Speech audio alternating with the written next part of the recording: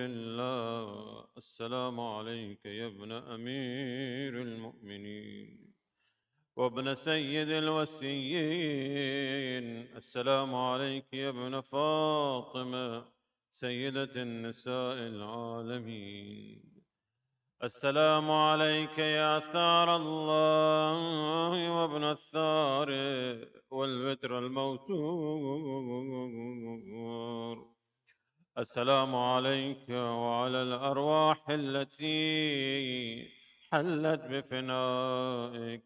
عليكم مني جميعا سلام الله أبدا ما بقيت وبقي الليل والنهار. يا أبا عبد الله، لقد عظمت الرضية وجلت وعظمت المصيبة بكم علينا وعلى جميع أهل الإسلام، وجلت وعظمت مصيبتك في السماوات على جميع أهل السماوات. فنعن الله أمة أسست أساس الظلم والجور عليكم أهل البيت، ولعن الله أمة دفعتكم عن مقامكم وأزالتكم عن مراتبكم التي رتبكم الله فيها، ونعن الله أمة قتلتكم، ونعن الله الممهدين لهم بالتمكين من قتالكم. برئت إلى الله وإليكم منهم ومن أشياعهم وأتباعهم وأوليائهم. يا أبا عبد الله، إني سلم لمن سالمكم وحرب لمن حاربكم إلى يوم القيامة. ونعن الله آل زياد وآل مروان، ونعن الله بني أمية قاطبة، ونعن الله ابن مرجان، ونعن الله عمر بن سعد، ونعن الله شمرا، ونعن الله أمة أسرجت وألجمت وتنقبت لقتالك. بأبي أنت وأمي، بأبي أنت وأمي، لقد عظم مصابي بك. فأسأل الله الذي أكرم مقامك وأكرمني بك أن يرزقني طلب ثارك مع إمام منصور من أهل بيت محمد صلى الله عليه وآله. اللهم اجعلني عندك وجيها بالحسين عليه السلام في الدنيا والآخرة. يا أبا عبد الله، إني أتقرب إلى الله وإلى رسوله وإلى أمير المؤمنين وإلى فاطمة وإلى الحسن وإليك بموالاتك وبالبراءة ممن قاتلك ونصب لك الحرب، وبالبراءة ممن أسس أساس الظلم والجور عليكم. وأبرأ إلى الله وإلى رسوله ممن أسس أساس ذلك وبنى عليه بنيانا وجرى في ظلمي وجوري عليكم وعلى أشياعكم. برئت إلى الله وإليكم منهم، وأتقرب إلى الله ثم إليكم بموالاتكم وموالاة وليكم وبالبراءة من أعدائكم والناصبين لكم الحرب، وبالبراءة من أشياعهم وأتباعهم. إني سلم لمن سالمكم وحرب لمن حاربكم وولي لمن والاكم وعدو لمن عاداكم، فأسأل الله الذي أكرمني بمعرفتكم ومعرفة أوليائكم ورزقني البراءة من أعدائكم أن يجعلني معكم في الدنيا والآخرة، وأن يثبت لي عندكم قدم صدق في الدنيا والآخرة، وأسأل أن يبلغني المقام المحمود لكم عند الله، وأن يرزقني طلب الثاري مع إمام مهدي هدى ظاهر ناطق بالحق منكم. وأسأل الله بحقكم وبالشأن الذي لكم عنده أن يعطيني بمصابي بكم أفضل ما يعطي مصابا بمصيبتي مصيبة ما أعظمها وأعظم رزيتها في الإسلام وفي جميع السماوات والأرض.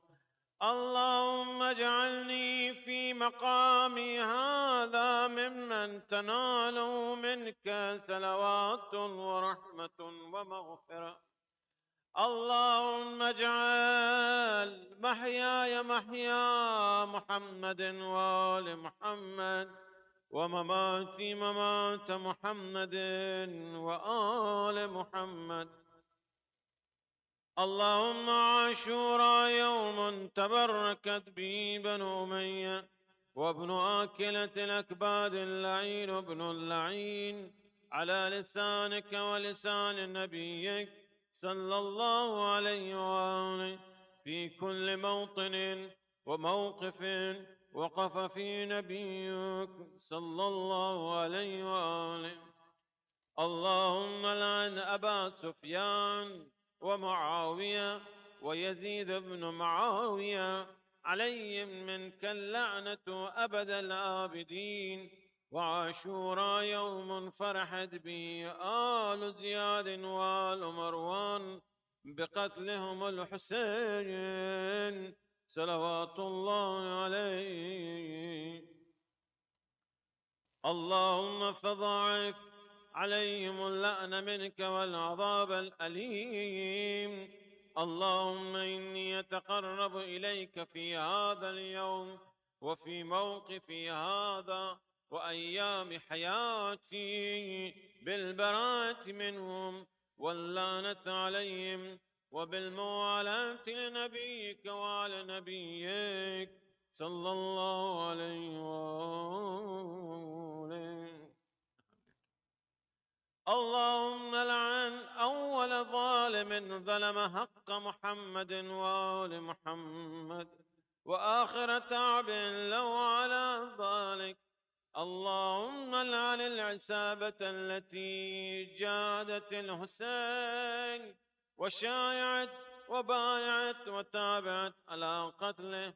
اللهم لعنهم جميعا. السلام عليك يا أبا عبد الله وعلى الأرواح التي حلت بفنائك. عليك مني سلام الله أبدا ما بقيت وبقي الليل والنهار، ولا جعله الله آخر العهد مني لزيارتكم.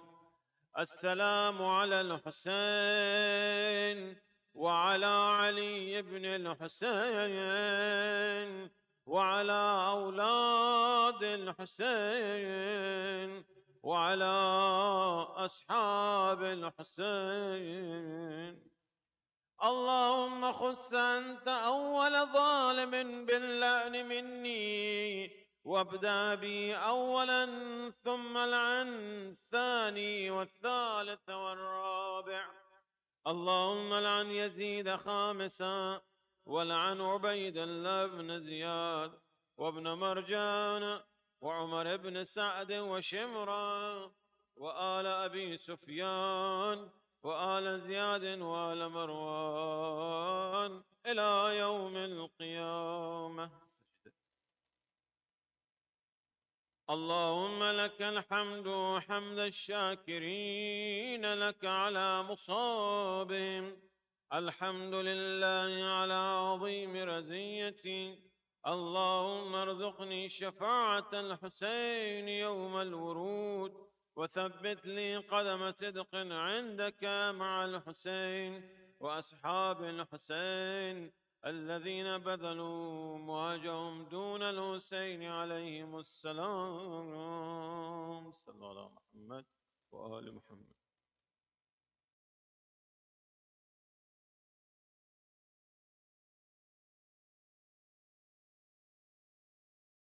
Bismillahir Rahmanir Rahim. I begin in the name of Allah, the Merciful, the Compassionate. All praises to Allah, the Creator of the universe and its sustainer, the provider of believers and non-believers. And may His choicest blessings be on the seal of His prophets, the last of His messengers and His holy progeny.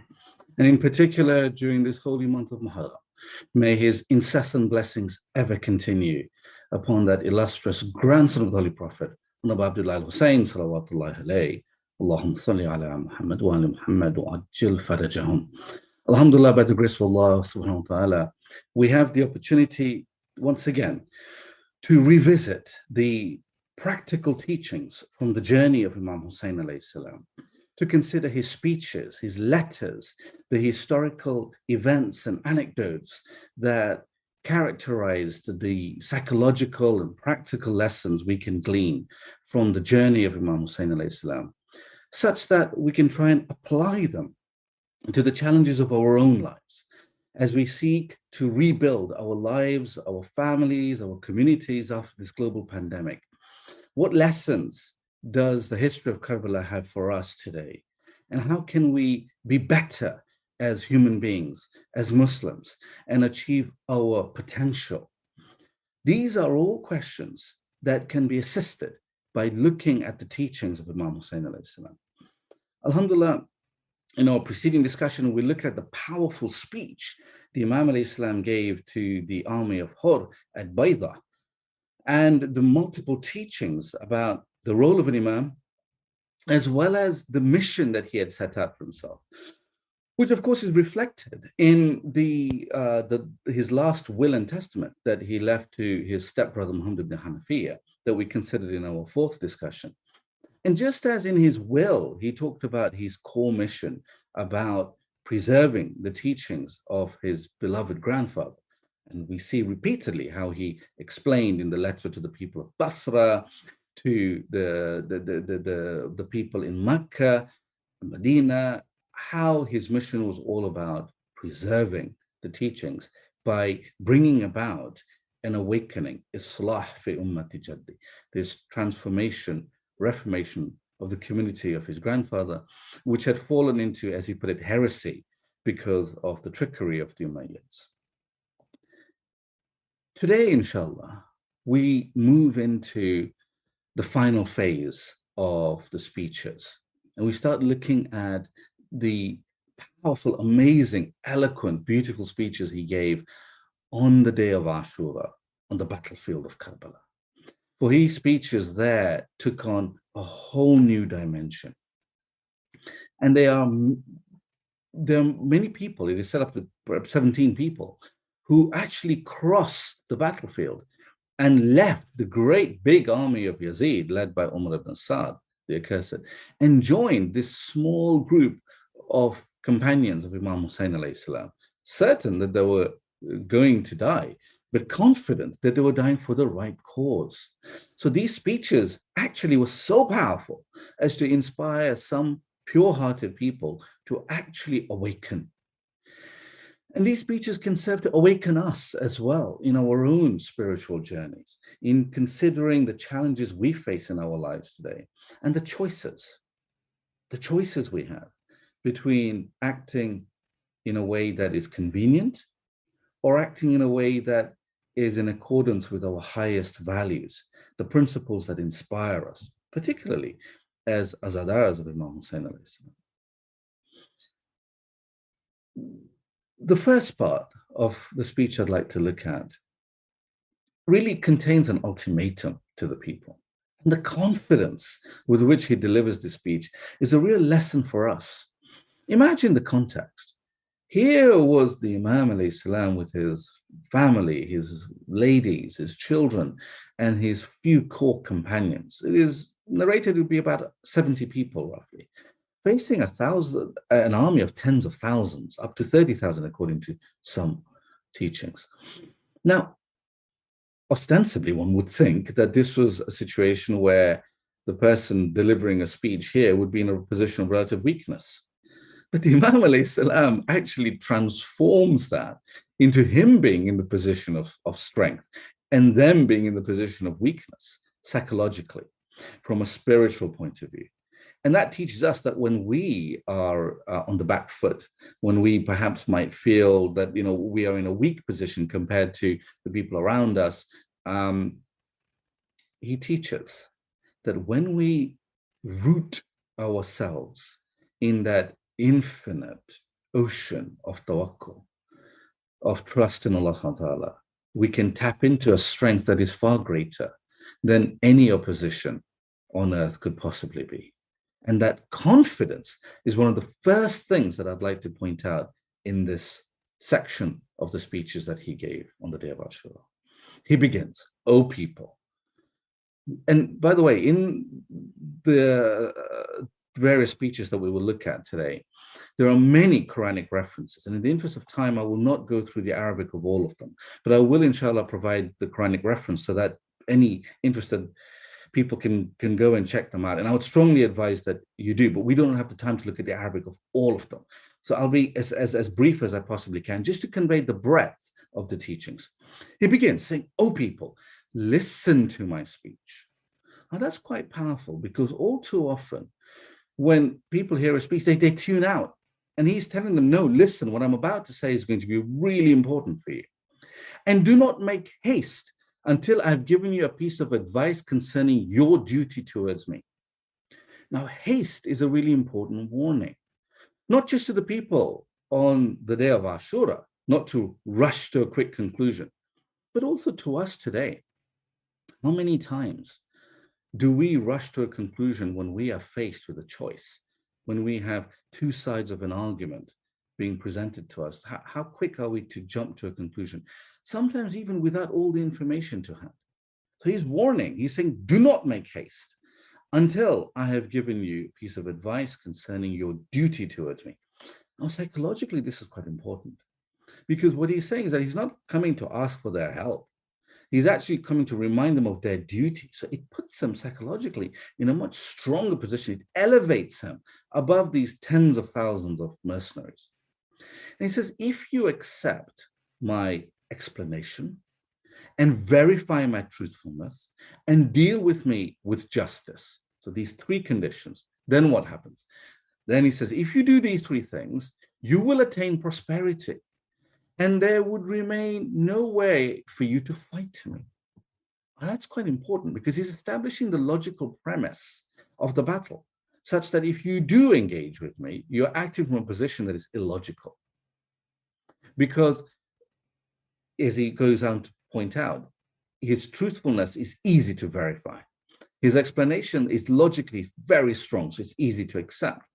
And dealing with justice should be what every Muslim does.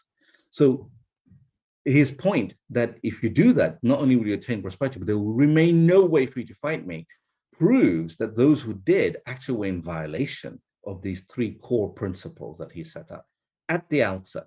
And this is really the power of his oratory.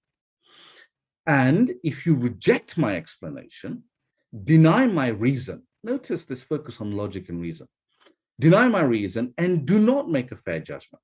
So he is at pains to connect reason, logic on the one hand, with justice on the other. The two go together. And of course, we saw that taught by Imam Ali alayhi salam in his judgments in Kufa. This is the teaching of the Ahlul Bayt al-Islam. Logic and reason is a feature of the school of the Ahlul Bayt al-Islam, as is justice. The two go together. So he says that if you reject my explanation, deny my reason, do not make a fair judgment, then he cites a Quranic verse. He cites Surah Yunus, Surah 10, verse 71. He says, then plan your move and call your associates and make certain of your plan, then do whatever you intend against me, allowing me no respite. So he is citing to them the Quran that they themselves claim to believe in. And then he goes on to another powerful verse, Surah Araf, Surah 7, verse 196, beautifully ending this section of his speeches, saying, my Savior is Allah, who has revealed the book, and he protects those who are righteous. What a powerful speech to begin with. And by the way, I mean, this is reported not just in Shia sources, like Sheikh al-Mufid's Kitab al-Irshad, Khawarizm's Maqtal, but also in Tabari's Tarikh. We also see it in Ibn Sa'd's Tabaqat, the famous Sunni historian who wrote the biographical dictionaries of the early period. In his Tabaqat, this is set out. It's in Ibn Athir's Al-Kamil fil Tarikh. So, you know, this was such a powerful speech. It was recorded in many historical texts. But when we stop to analyze this and try and apply it in our lives, you know, there are a number of messages here. You know, firstly, he's saying, I don't need your help. He has already, you know, rooted his help in Allah subhanahu wa ta'ala, as he concluded with Surah 7, verse 196. Therefore, he's coming to help. So actually, they need him far more than he needs them. Now, powerful psychology is the essence of the spiritual strength that he is establishing, and we can learn from that. So when we find ourselves outnumbered, when we find ourselves in a material sense of weakness, when a spiritual strength exists in what we're saying, we too can tap into the lessons of Muhammad Sallallahu Alaihi Wasallam. If, for example, we find ourselves, you know, being bullied by our colleagues at work or a boss simply because we're Muslim, Islamophobia is really rife in the workplace. We can tap into this. You know, the workplace needs Muslim labor. You know, we have talent that they need. But equally, we don't need to put up with any injustice. We can speak with confidence, with respect, with akhlaq, but rooted in this strength. In our families, if we are witnessing or indeed subject to any kind of physical or emotional abuse, we can take a stand. If we see in our communities, in our societies, injustice going on, we can and indeed must take a stand. And Imam Hussein Islam teaches us the how of it. How do you take a stand? So that's the first speech. When we look at the second speech, it goes into a different dimension. It brings on a much more powerful political aspect. He says, "O servants of Allah." Look at the opening. So he's reminding them of actually what their station should be. Of course, they have departed from their commitment to not just Allah subhanahu wa ta'ala, but any notion of any religion, because they're behaving like utter mercenaries. But the thing is, when you call out to someone and remind them as to what they actually should be, what they actually are, it gives you a strength, because you are basically stripping the opposition of their false garb of respectability, of power, of strength, whatever it might be that they've wrapped themselves in. The Imam alayhi salam, in one sentence, removes that false covering from them with his opening by saying, "O servants of Allah." That's what you are. Never forget that. Fear Allah and be wary of the worldly life. For if the world had been eternal, or anybody had been destined to live forever, the prophets would have been most worthy of survival and most content with that divine destiny. So therefore saying, look, you don't have long to go. Whether you live for another year, another 10 years, even another 100 years, it's still going to be extremely short. Nothing more than a blink in the spectrum of eternity. So what you are doing is condemning your eternal hereafter for the sake of no time here at all. So he's reframing, in psychological terms, he's reframing the challenge into the widest possible context. Look at the big picture, is something we're often told when we are dealing with problems in our lives. Well, he's telling them, the Imam alayhi salam on the battlefield of Karbala is telling the army of Yazid, look at the big picture. Your life is transient. He says, however, Allah created the world to be transient, destined for extinction. Its graces are fleeting. So whatever you think you will get, including to Umar ibn Sa'd, as he told him, that he will never get the bounties that Yazid had promised him, governorship of Rai, etc. So he got none of it. The Imam told him he would never see any of those rewards. So he goes on in his speech, he's saying its graces are fleeting of the dunya. Its delight is sullen. Its situation is located on a mountain slope. That's quite a powerful image that it can slide away at any moment, any landslide, any avalanche, bang, it's gone. Well, you're not building on something that is reliable. And he's saying that its house, the house of the dunya, is transient. Hence, try to avail yourselves of some provisions for the future long journey. The best of provisions is piety. Surah Baqarah, Surah 2, verse 197. So he's reminding them, look, the best thing you can do is to try and equip yourself for the journey for the hereafter. And what you're doing is the opposite of piety. He cites the Holy Quran saying the best of provisions is piety and fear Allah so that you may reach success. Now, this is, of course, in the Holy Quran, Surah Al Imran, Surah 3, verse 130, Surah 2, verse 200. You see it across the holy text.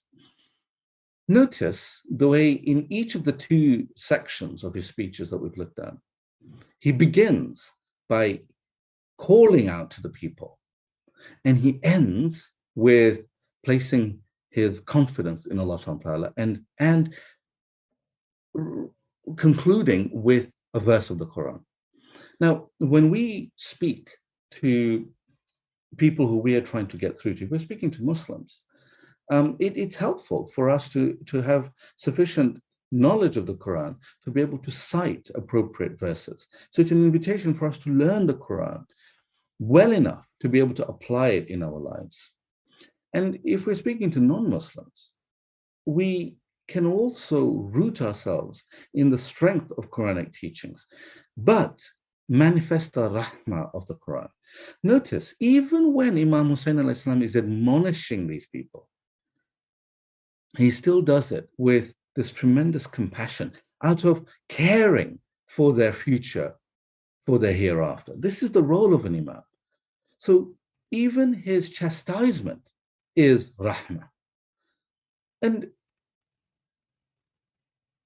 this is something that we really need to think about as followers of the 12th Imam alayhi salam, that we are recipients of his rahmah, such that when we feel forlorn, we can call out to him and seek his help.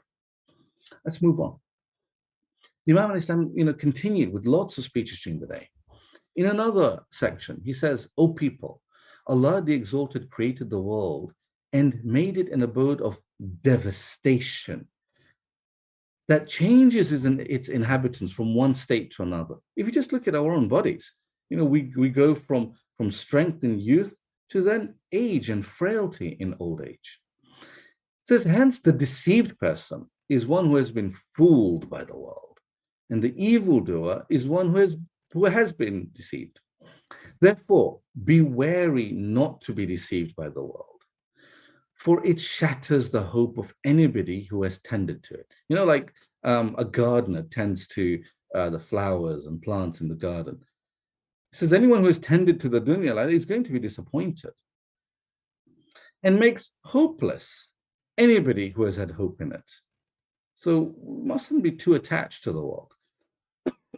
Reminds us of the letter he wrote to his stepbrother Muhammad ibn Hafiyah when he entered Karbala. He's saying, فَكَأَنَّ الدُّنْيَا لَمْ تَكُنْ. It's like the world is not, it has no reality.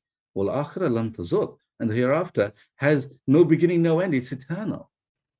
He's reflecting that letter in the speech on the day of Ashura. And he says that, I see that you have decided on an act for which you have attained the wrath of Allah. against yourselves. And he has turned his graceful view away from you and has granted you his chastisement. So he's warning them. Therefore, the best Lord is our Lord, and you are the worst of servants. You have promised to obey and accepted faith in Prophet Muhammad sallallahu alaihi wasallam, then you have advanced towards his progeny and his house and slayed them. Indeed, Shaitan has gained control over you, and you have forgotten the remembrance of Allah the Great. Hence, woe upon you in what you seek. Surely we belong to Allah, and to him we shall return. So he's citing Surah Baqarah, Surah 2, verse 156, citing Inna lillahi wa inna ilayhi raji'un. He is content with his destiny. He's warning them about what their destiny will be. And he concludes saying, again, citing the Holy Quran, he cites Surah Al Imran, Surah 3, verse 86 and verse 90, where after this verse of Inna Allah, he says, they are the people who turn blasphemous after their faith. Now, this is quite powerful, because those who do that, are mushrik, munafiq, these are very serious problems to have spiritually. And then he concludes, hence, away with the evildoers, citing Surah Al-Mu'minun, Surah 23, verse 41. Now, again, this is reported in a range of historical texts, but notice how the tone of this speech is quite different now. It is becoming much more serious. That he previously had offered them a route to salvation, and then they'd continued waging war. And so now he was actually telling them that you've made your choice. This is where you're headed to. Now, turning to the third part of his speech, he says, "O people, reflect upon who I am." So they were waging battle, but now he wanted to make clear to them that they will not have any defense, that they didn't know what they were doing, that they didn't know who they were killing and who they were fighting. He's saying, "O people, reflect upon who I am. Then look at yourselves and question your thought process, your thinking." So he, even on the battlefield of Karbala, on the day of Ashura, he is inviting them to metacognition, to thinking about their thinking. That man arafa nafso faqad arafa rabba, the teaching of the Holy Prophet, peace be upon him, the one who reflects upon, knows himself, knows his Lord. He's inviting them to know themselves, to think about their own thinking.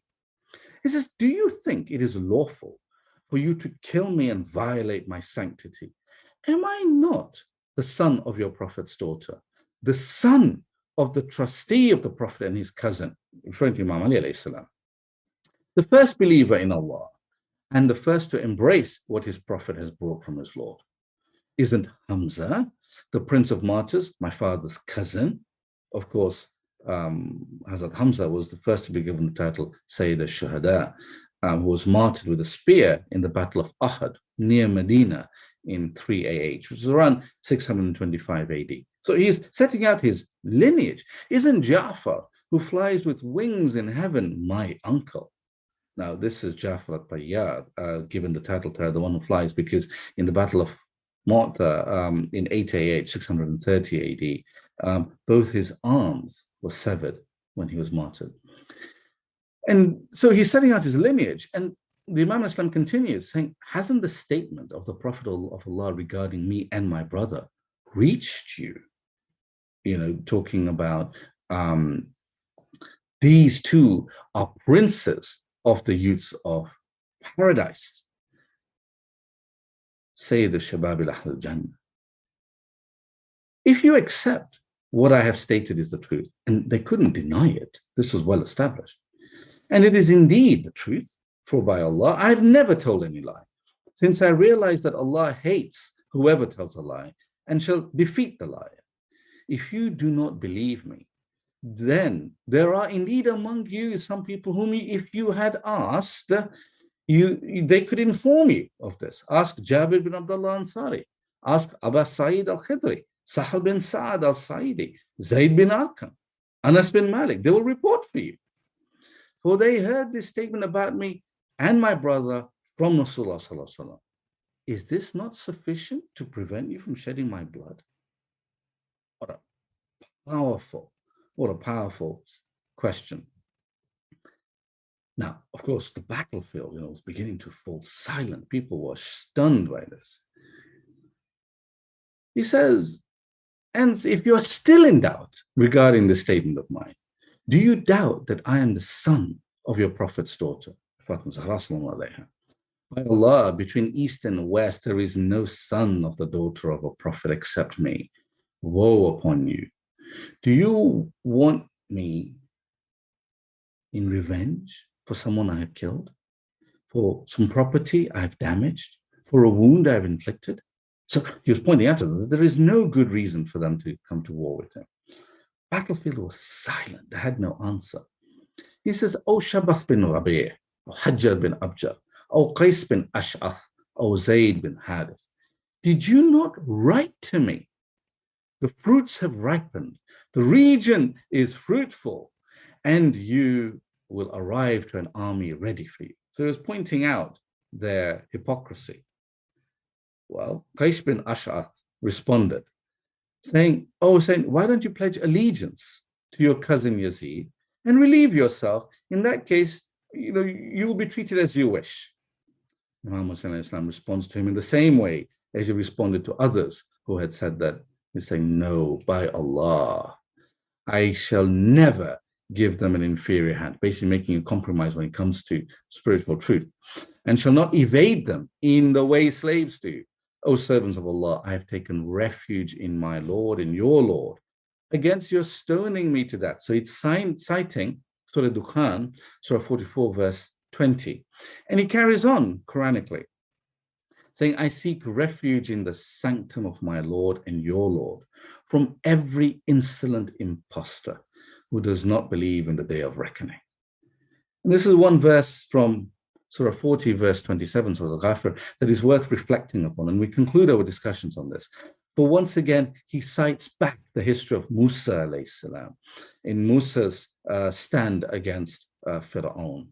So Ghafir says, Bismillah, وَقَالَ Musa, and Musa said, Inni uthtu bi Rabbi wa Rabbikum. Indeed, I have sought refuge in my Lord and your Lord. Min kulli mutakabbirin, from every arrogant one. So he's telling the people on the day of Ashura that actually the one you're following is an arrogant one. And the verse continues. He says, La yu'minu bi yawmil hisab, the one who does not believe in the day of account. Our hearts grieve at the great sacrifice that it has taken for us to receive these teachings. Today, we mourn the great representative of Imam Ali alayhi salam on the battlefield of Karbala. We mourn the one who inherited the title from Imam Ali alayhi salam of the Saqi, the one responsible for water. Of course, I'm referring to Hazrat Abbas alayhi salam. For his mission to provide water to Imam Hussain alayhi salam and protect him was throughout his life. When he was just about 8 years old in Siffin, when someone tried to attack Imam Hussain alayhi salam from behind, he went and slayed that man, saying, how dare someone attack my Mawla when I am around? It is narrated that in Masjid al-Kufa, Imam Hussain alayhi salam wanted water once. And he asked Kambar for water. Hazrat Abbas ran out to get water. And as he was coming back to the mosque, he tripped and fell, and his clothes became soaked with water. Imam Ali alayhi salam from the mimbar stopped his speech and started crying. When people asked him why he was crying, he said, today Abbas has drenched his clothes in water to get water for Hussein. A day will come when he will soak his clothes with his own blood, trying to get water for Hussein and his young children. On the late afternoon of the day of Ashura, Hazrat Abbas alayhi salam could no longer bear hearing the cries of Al-Atash, the great thirst. He sought permission to get water, but he was the great asset of Imam Hussain alayhi salam. And him being there gave a great sense of confidence to the ladies who felt secure. Imam Hussain says, my dear brother, you're my standard bearer. Hazrat Abbas responds, there is no army left. Please let me try and get water for the children. Imam Hussain alayhi salam says, if I allow you to go, you have to leave your sword behind. For if you take your sword, you will vanquish this army. Today is a day for sacrifice. Hazrat Abbas alayhi salam goes out with just a spear, and he calls out, "Oh Umar bin Saad, here is the son of the daughter of the Messenger of Allah. You have killed his companions and his family. Here are his children suffering from thirst. Give them some water." It is narrated, Shimmer the accursed responds, "Had the face of earth been entirely covered with water, we would not have given one drop unless you swear allegiance to Yazid." Hazrat Abbas single-handedly cut his way through the army and got to the waters of Furat. 4,000 archers, it is narrated, surrounded him.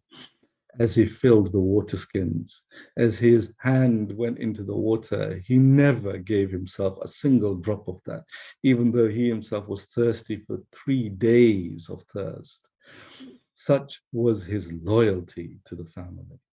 As he filled the water skins and returns back, the cowards hid themselves. Zayd bin Ruqad and Hakim bin Tufail ambushed him from behind a palm tree, dealing a mortal sword blow to his right arm, cutting it off.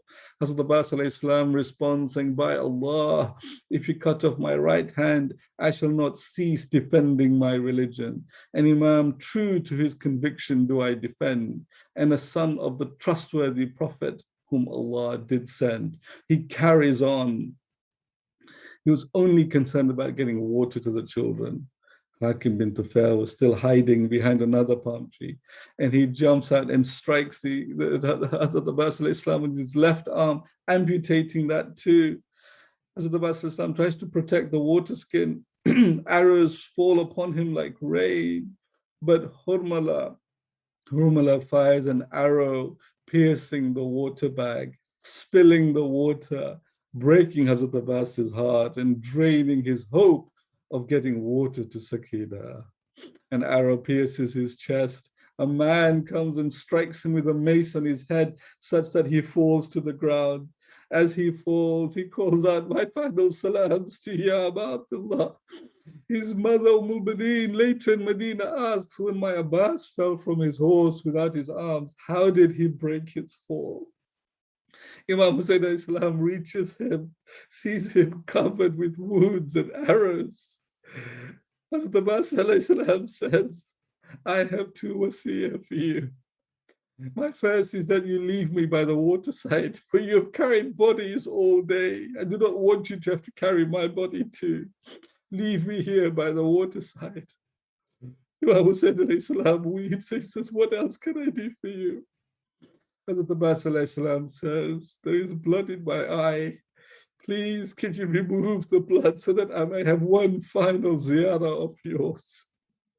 Imam Hussein was the first sight Hazrat Abbas had in this world when he opened his eyes for the first time.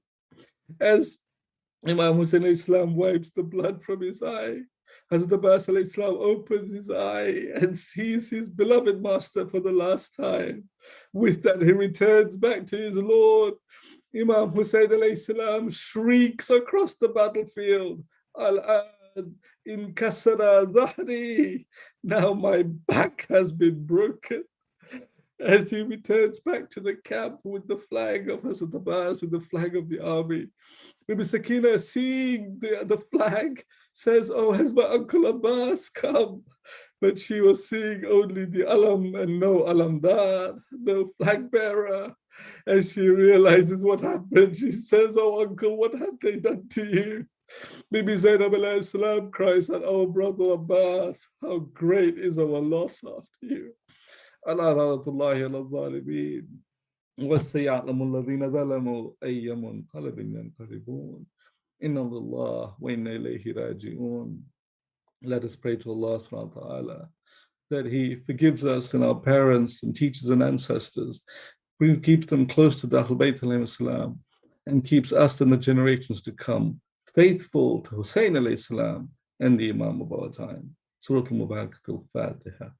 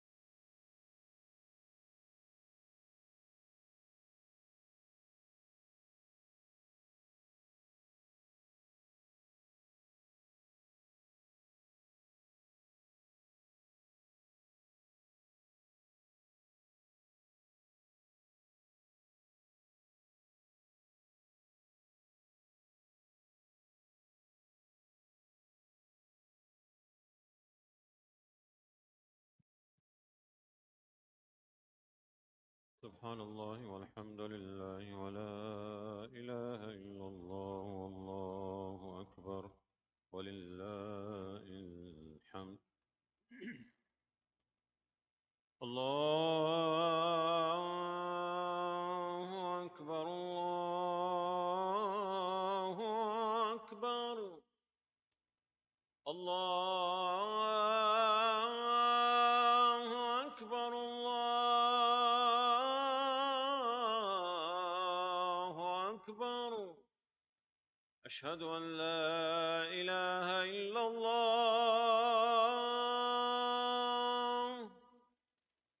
أشهد أن لا إله إلا الله.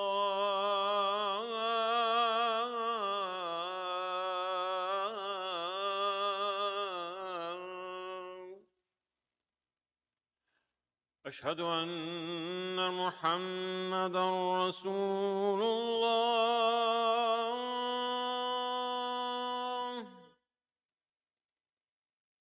أشهد أن محمدا رسول الله.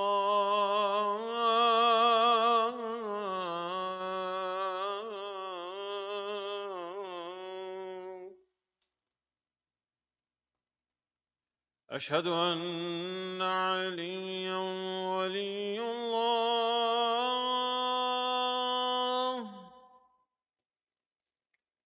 أشهد أن عليا حجة الله.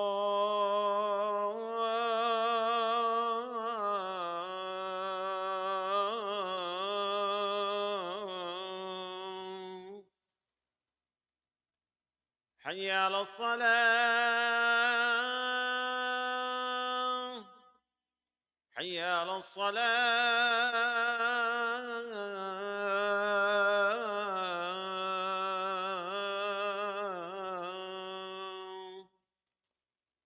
حي على الفلاح.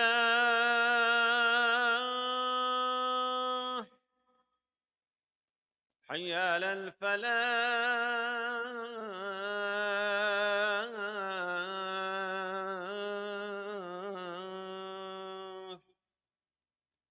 حي على خير العمل. حي على خير العمل. الله أكبر الله أكبر. لا إله إلا الله. لا إله إلا الله. وصلى الله على سيدنا محمد وآله وسلم.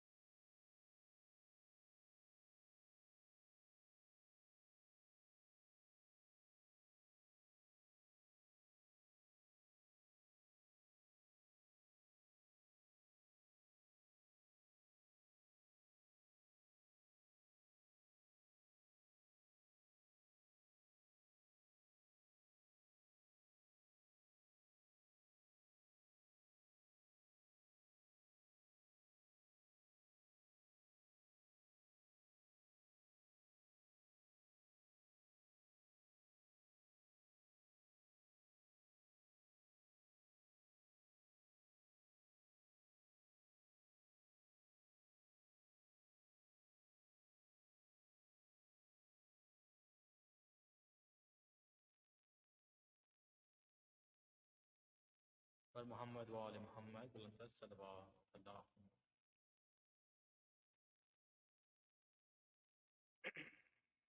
شروع حضرت عباس علیہ السلام بآواز بلند صلوات اللہم صلی علی. نام عباس وسیلہ ہے دعا کے لیے. نام عباس وسیلہ ہے دعا کے لیے. اس میں اعظم ہے یہ مومن کی التجا کے لیے. نام عباس وسیلہ ہے دعا کے لیے. منشا یہ زہرا ارادہ یہ علی حکم جلی. ثانی جعفر تیار ہے غیرت کا ولی. خود چنا خالق اکبر نے ہے وفا کے لیے.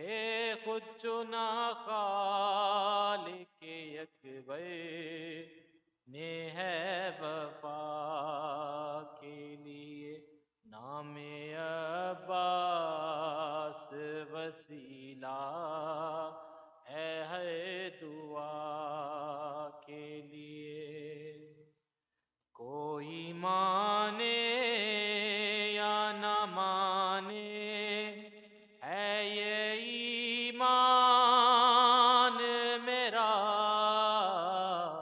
نام عباس ہے بخشش کا ہی سامان میرا. چشمہ فیض ہے یہ در ہر گدا کے لیے. چشمہ فیض ہے یہ در ہر گدا کے لیے. نام عباس وسیلہ ہے دعا کے لیے. نام عباس وسیلہ ہے دعا کے لیے. دید کرتا ہوں علم پر تو قلم رکتا ہے. یاد آتا ہے جو غازی مجھے یوں لگتا ہے. ابھی روتا ہے یہ زینب تیری رضا کے لیے. ابھی روتا ہے یہ زینب تیری رضا کے لیے. نام عباس وسیلہ ہے دعا کے لیے. نام عباس وسیلہ ہے دعا کے لیے. ہم کو روزے پہ بلاؤ میرے آقا عباس. چوم لے آ کے زری کو میرے آقا عباس. بہر معصوم سکینہ کی التجا کے لیے. بہر معصوم سکینہ کی التجا کے لیے. نام عباس وسیلہ ہے دعا کے لیے.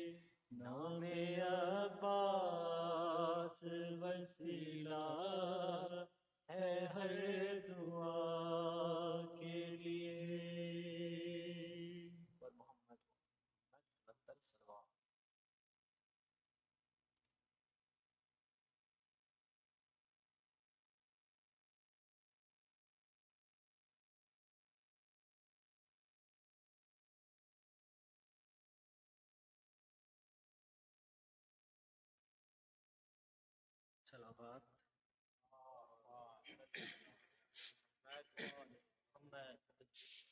بار دیگر صلوات اللهم صل على محمد وآل محمد.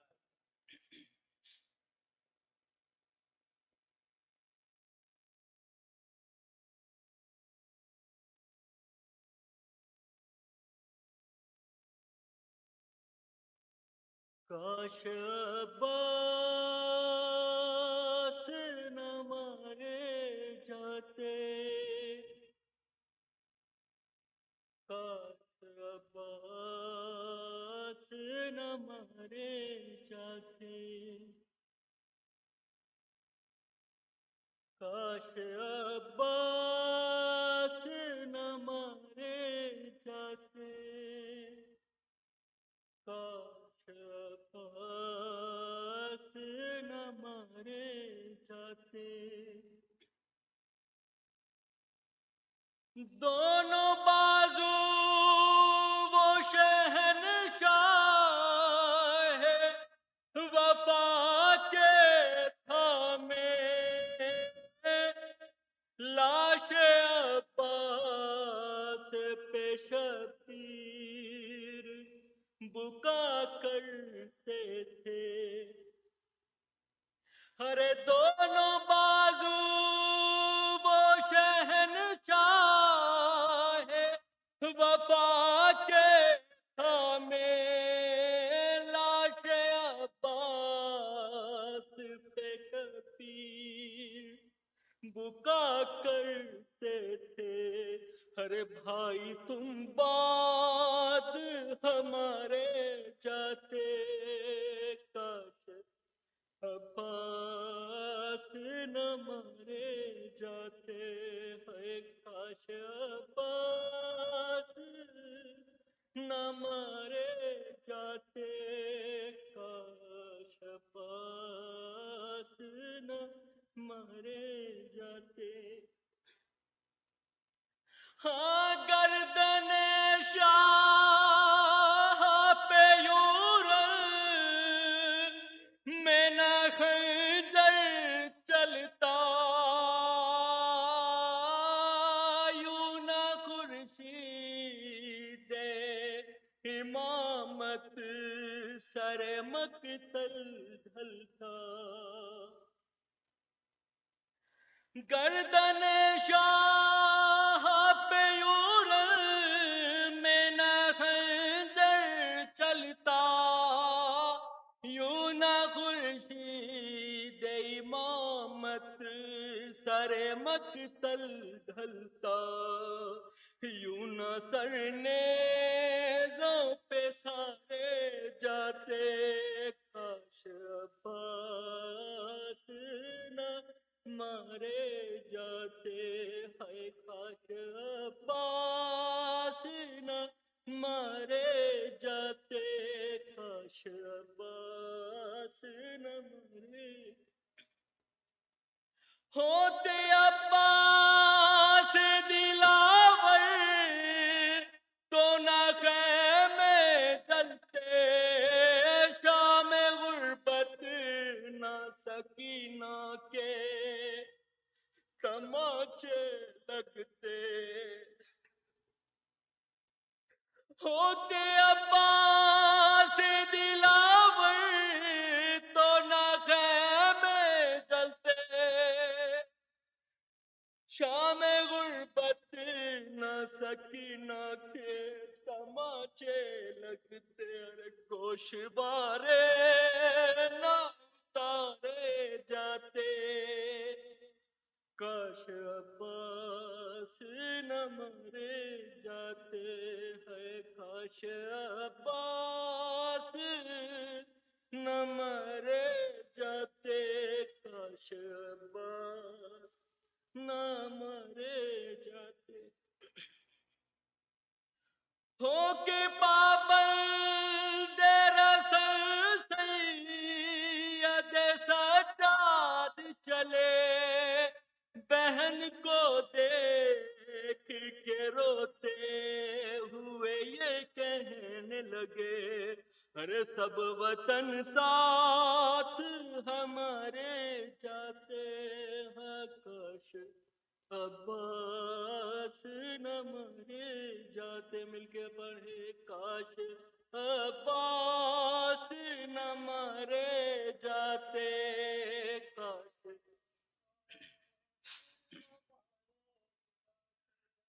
ہوتے عباس تو چھنتی ناری داد نب کی، پاؤں میں عابد مزتر کے نہ پیڑی ڈلتی، ارے تازیانے بھی نہ مارے جاتے، کاش عباس نہ مرے جاتے، کاش عباس نہ مرے جاتے، کاش عباس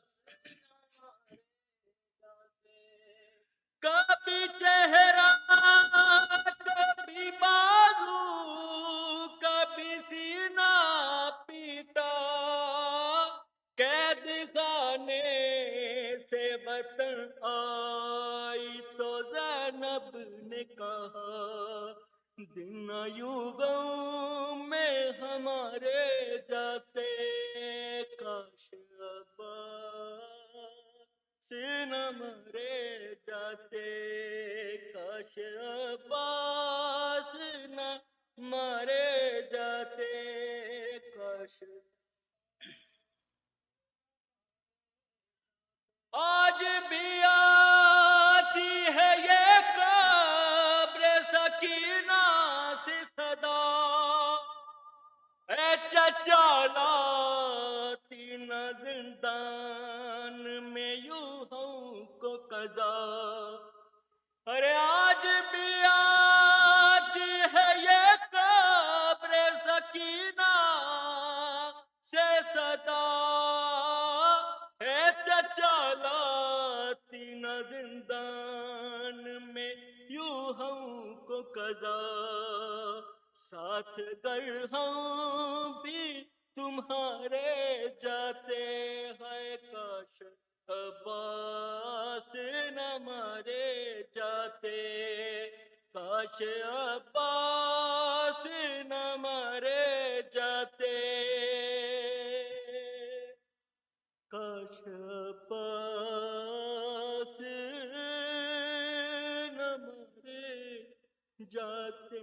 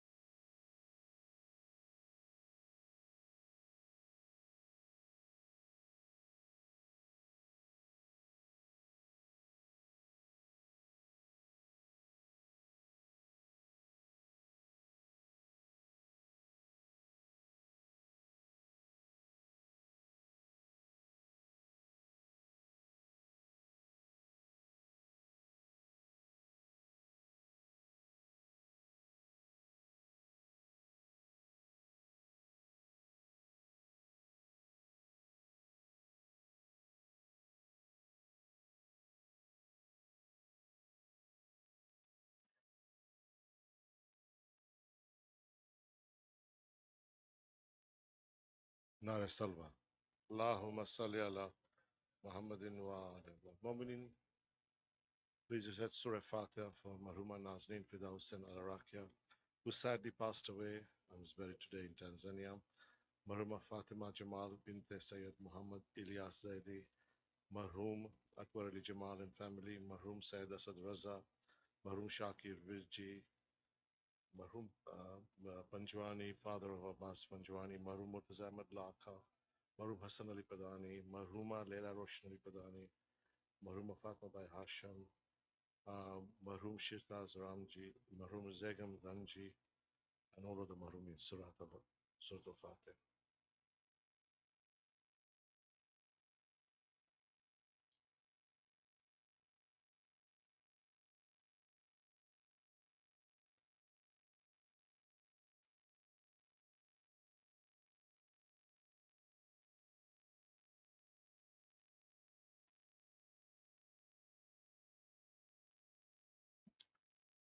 Mu'mineen, tomorrow's program will begin at 7:30, early start, as namaz time is going backwards. We are also going backwards slightly.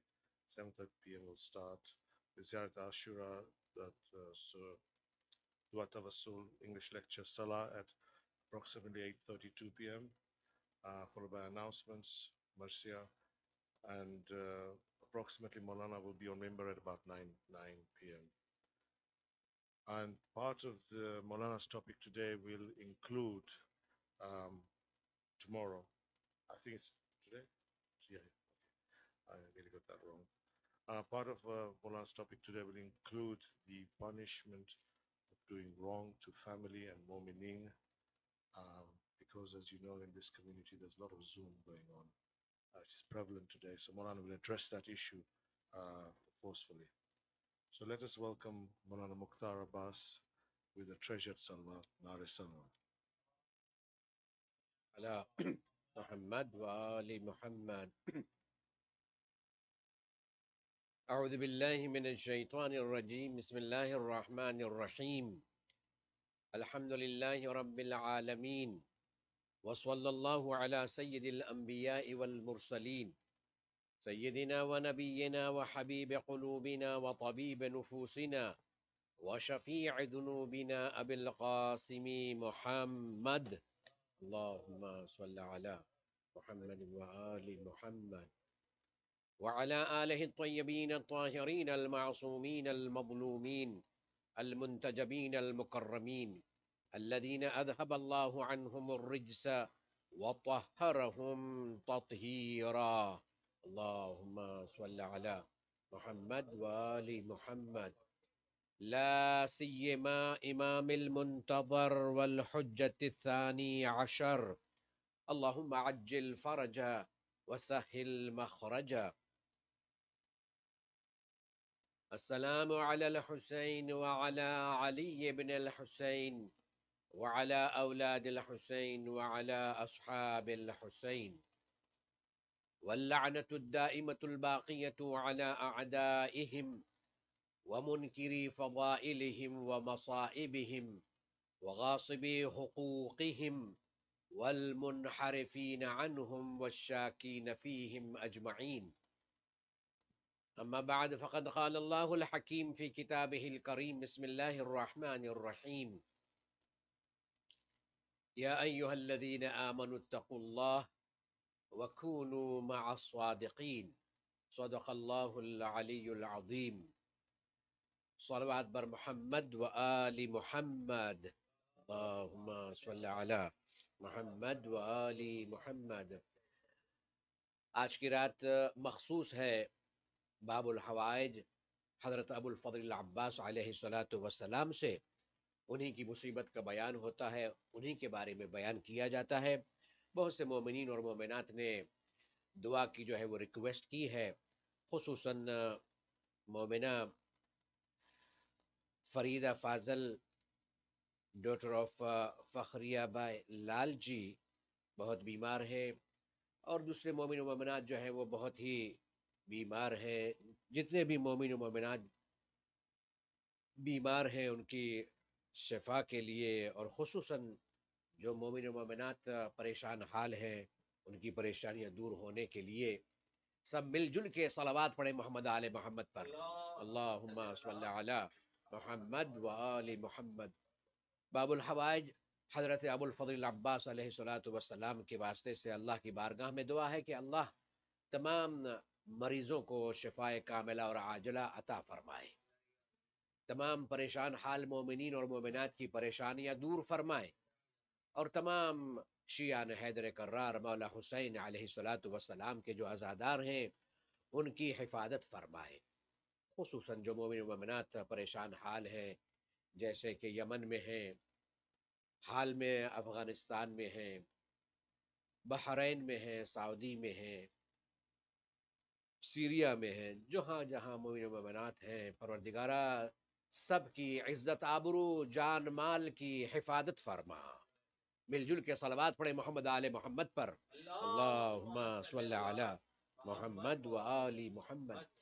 ہمارا جو ٹاپک چل رہا تھا آخر الزمان کے بارے میں، کہ آخر الزمان میں سوسائٹی جو ہے وہ کیسے بدلے گی. سوسائٹی میں کس طرح سے جو ہے وہ تبدیلیاں آئیں گی۔ ان میں سے ایک تبدیلی ہے کہ جو ہیومن ویلیوز ہیں، جو انسانی اقدار ہیں، خصوصاً فیملیز کے سلسلے میں، اس میں بہت زیادہ تبدیلی آئے گی، اور انسان جو ہے وہ اپنے فیملی ممبرز کا جو ہے وہ خیال نہیں کرے گا، محبت جو ہے وہ کم ہو جائے گی، ایک دوسرے کا خیال رکھنا جو ہے وہ کم کر دیں گے۔ جو امیجیٹ فیملی ہے، حالانکہ شریعت نے اس کے بارے میں مومنین اور مومنات کو تاکید فرمائی ہے کہ اپنی زندگی اس طرح سے گزارو کہ وہ محبت اور الفت کے سائے میں ہو، تاکہ تمہارے لیے کہ جو اللہ سبحانہ و تعالیٰ نے آخرت کی جو نعمتیں رکھی ہیں تم ان کو حاصل کر سکو۔ اگر تم نے اپنی فیملی کے حقوق کو ادا نہیں کیا تو پھر اللہ سبحانہ و تعالیٰ تم سے ناراض رہے گا، اور اللہ سبحانہ و تعالیٰ تمہاری عبادتوں کو قبول نہیں کرے گا۔ اللہ سبحانہ و تعالیٰ نے بہت ہی اچھی طرح سے اس بات کو بیان کیا ہے کہ یا ایھا الذین آمنوا اتقوا اللہ، اے ایمان والو اللہ سے ڈرو۔ کیوں؟ اس لیے کہ جیسے اللہ ارحم الراحمین ہے، جیسے اللہ اچھے کاموں پر ثواب دیتا ہے، ریوارڈ عطا فرماتا ہے، اپنی رحمت نازل کرتا ہے، ویسے ہی اگر مومن ایسے کام کرے گا جس سے اللہ ناراض ہوتا ہے تو اللہ عذاب بھی دیتا ہے۔ اللہ نے فرمایا کہ وَإِنَّ عَذَابِي لَشَدِيدٌ، میرا عذاب جو ہے وہ بہت سخت ہے۔ یہ تو اللہ نہیں کرتا ہے، اللہ جو ہے وہ عذاب نہیں دیتا ہے، یہ تو ہم ہیں جو اپنے لیے عذاب مول لیتے ہیں، یہ تو ہم ہیں، اس لیے کہ ہمارے جو ایکشنز ہیں، ہمارے جو اعمال ہیں، ان کا جو آؤٹ کم ہے، ان کا جو نتیجہ ہوتا ہے، اچھے اعمال کا نتیجہ اچھا ہوتا ہے، برے اعمال کا نتیجہ برا ہوتا ہے۔ یہ تو ہم ہیں جو اپنے لیے جہنم کے دروازے اپنے اوپر کھول لیتے ہیں، یہ تو ہم ہیں جو اپنے لیے عذاب جو ہے وہ مول لیتے ہیں۔ اسی لیے ہمارے یہاں حدیث ہے کہ اللہ نے جب جنت کو پیدا کیا، جنت جو ہے آلریڈی تیار ہے، جب اللہ نے جنت کو پیدا کیا تو جتنے بھی انسان ہیں ان سب کی جگہ اللہ نے جنت میں رکھی، لیکن جیسے ہی انسان اللہ کی نافرمانی کرتا ہے، جیسے ہی انسان اللہ کو ناراض کرتا ہے، جیسے ہی انسان ان حقوق کو جو اس کے اوپر واجب کیے گئے ہیں ان کو ادا نہیں کرتا ہے، تو پھر اللہ جنت سے اس کا نام نکال کے کسی اور کا نام جنت پہ لکھ دیتا ہے، اس کا کہ جو اللہ کی فرما برداری میں زندگی گزارتا ہے۔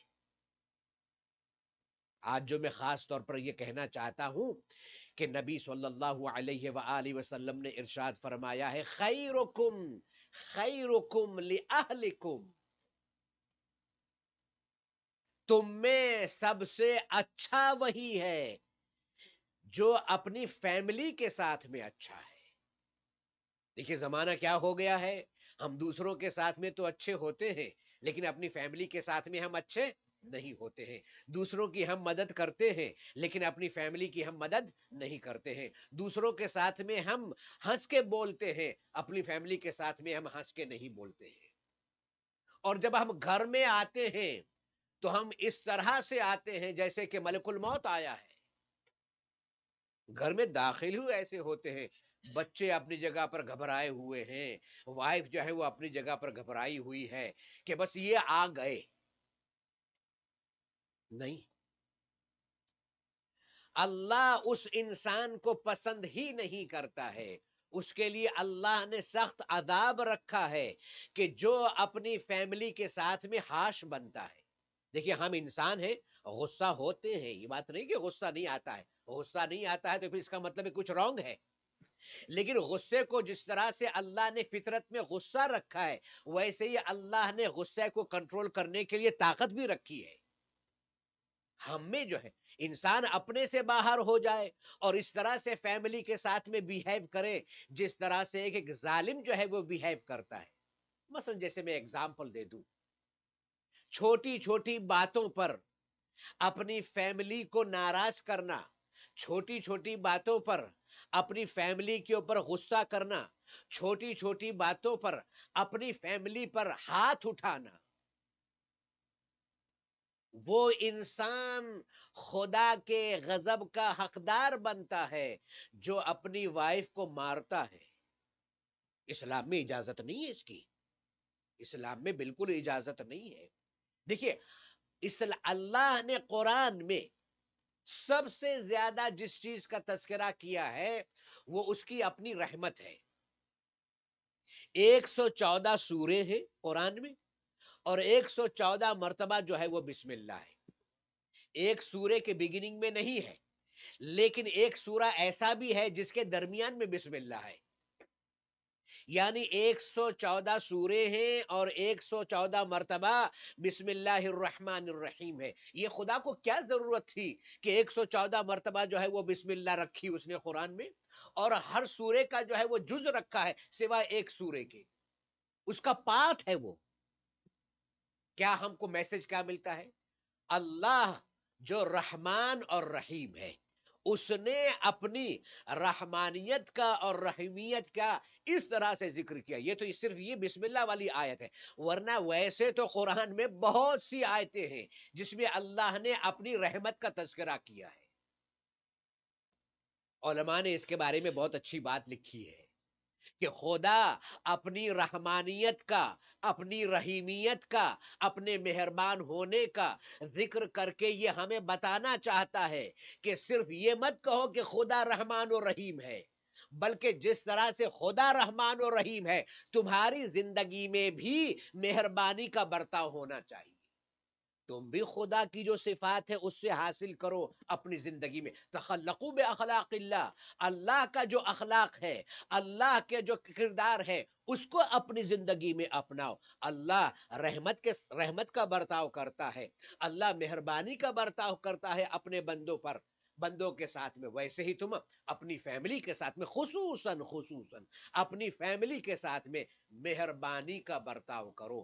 یا ایھا الذین آمنوا اتقوا اللہ وکونوا مع الصادقین، خدا سے ڈرتے رہنا اور زندگی گزارنے کے لیے ہمیشہ سچوں کے ساتھ میں ہونا، تاکہ تمہیں پتا چلے کہ تمہارے حقوق کیا ہیں، کس طرح سے تم کو اپنے حقوق جو ہیں وہ ادا کرنا ہے۔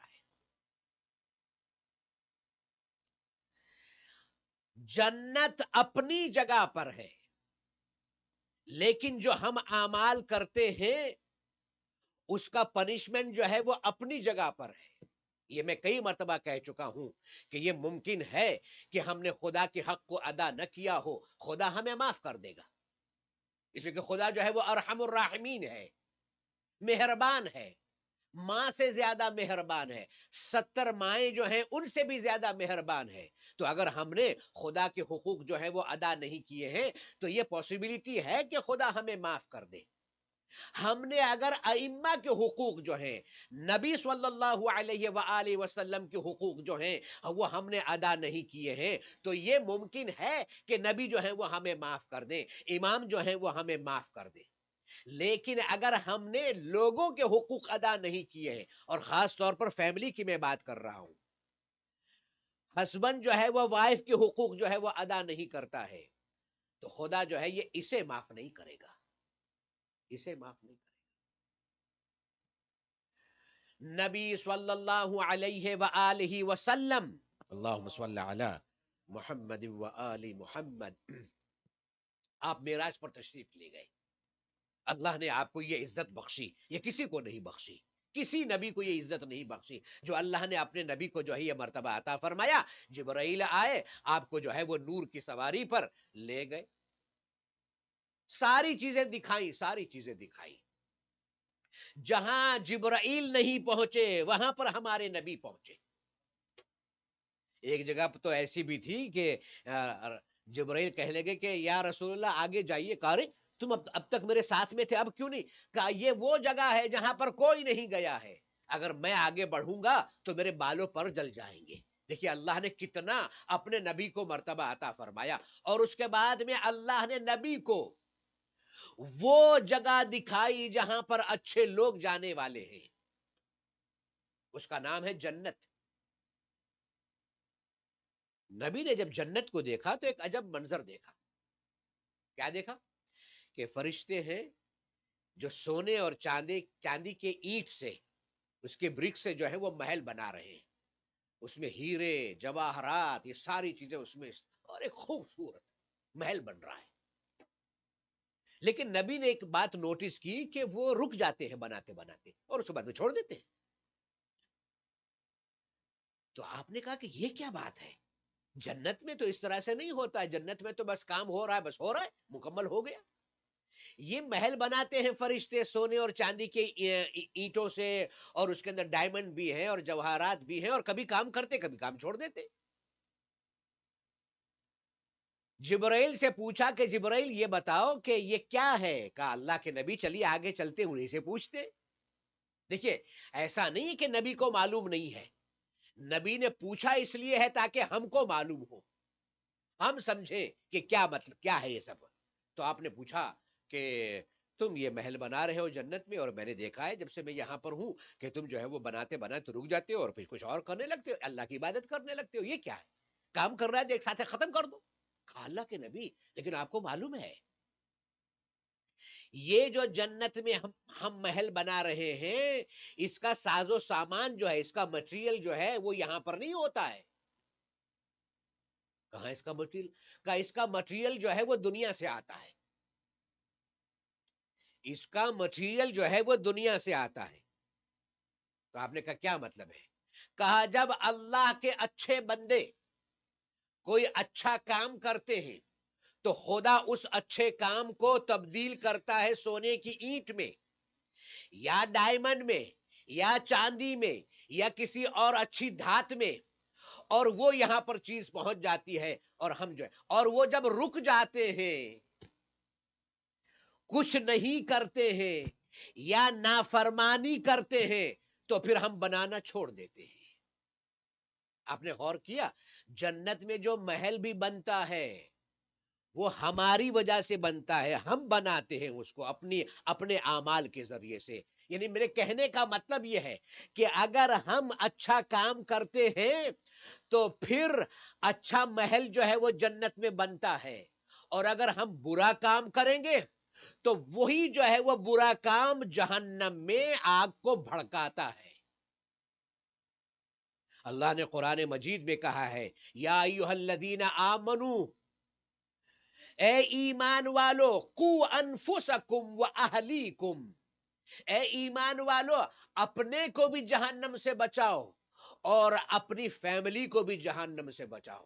اس لیے کہ بہت سے لوگ ایسے ہوں گے جو ایسے کام کریں گے کہ جہنم کا وہ ایندھن بنیں گے, فیول بنیں گے, فیول. جہنم میں ایندھن کے لیے, جہنم میں فیول کے لیے کیا اللہ یوز کرتا ہے؟ جہنم میں فیول کے لیے, ایندھن کے لیے بڑے بڑے پتھر ہوتے ہیں. دیکھیں پتھر جلے تو پھر اس کی کیسی آگ ہوتی ہے. اللہ جو ہے وہ پتھروں کو جو ہے وہ جہنم میں ڈالتا ہے, ملائکہ سے کہتا ہے اس میں پتھر ڈالو تاکہ جہنم کی آگ جو ہے وہ اور زیادہ گرم ہو جائے. اور جہنم میں ایندھن کے لیے لوگوں کو اللہ استعمال کرے گا, لکڑی کو نہیں. لوگ جلیں گے اور ان کے جلنے کی وجہ سے جہنم کے جو ہیں وہ شعلے جو ہیں وہ بلند ہوں گے. اس میں سے ایک گناہ ہے خاص طور پر, ایک گناہ ہے. وہ گناہ کیا ہے؟ وہ گناہ ہے اپنی فیملی کے ساتھ میں اچھا بیہیویئر نہ کرنا, اپنی وائف کو جو ہے وہ تکلیف دینا. یہاں مارنے کی بات نہیں ہے, مارنا تو بہت بڑا گناہ ہے. اپنی فیملی کو تکلیف دینا, اپنی فیملی کے ساتھ میں ایسا برتاؤ کرنا جو محبت کا برتاؤ نہیں ہے. میں آپ کو واقعہ سنا دوں, میں کیا کہنا چاہتا ہوں آپ کو بات سمجھ میں آ جائے گی. نبی صلی اللہ علیہ وآلہ وسلم کے ایک بہت عظیم صحابی تھے جن کا نام تھا معاذ بن جبل. یہ وہ ہیں جب رسول اللہ نے تبلیغ کا کام مکے میں شروع کیا ہے تو یہ مدینے میں رہتے تھے.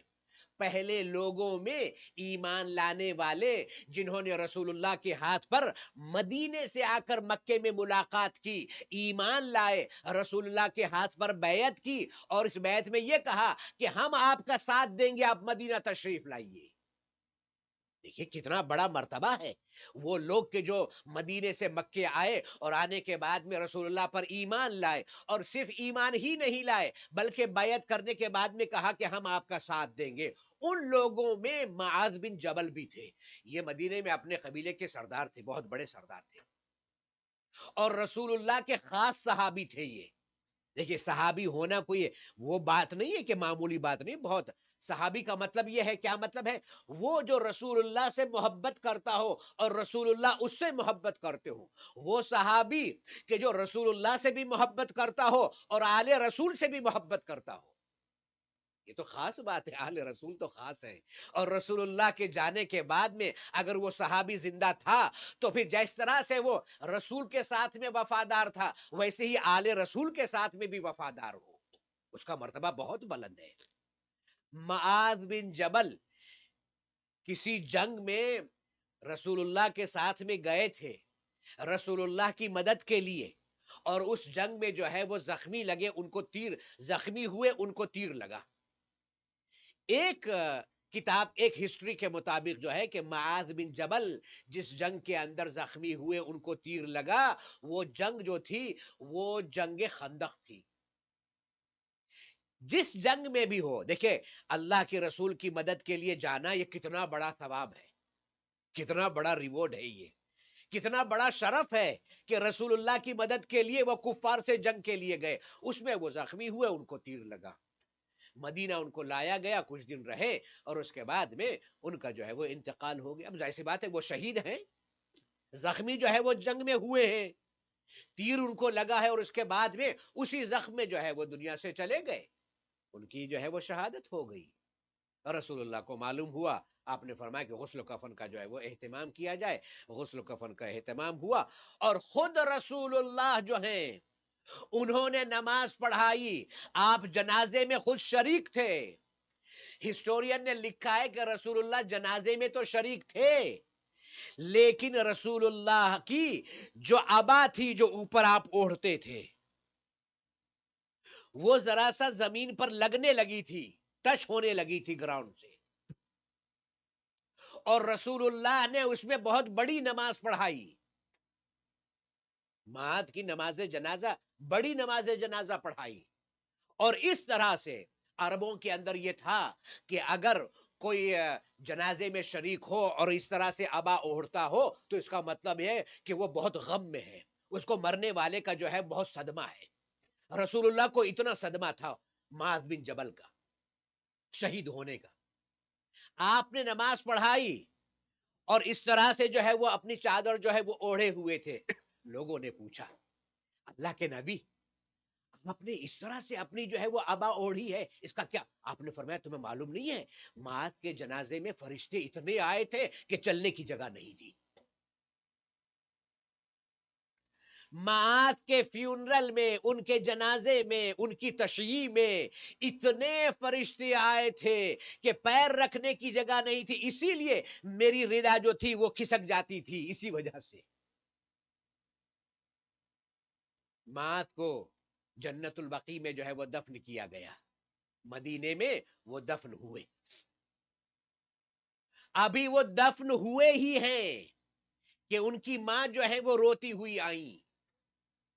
معاذ کی جو ہے وہ ماں جو ہے روتی ہوئی آئیں, اور آنے کے بعد میں ایک مرتبہ قبر کی طرف دیکھا اپنے بیٹے کے, اور دیکھ کر کہتی ہیں یا معاذ ہنی لک الجنہ, مبارک ہو تمہیں جنت.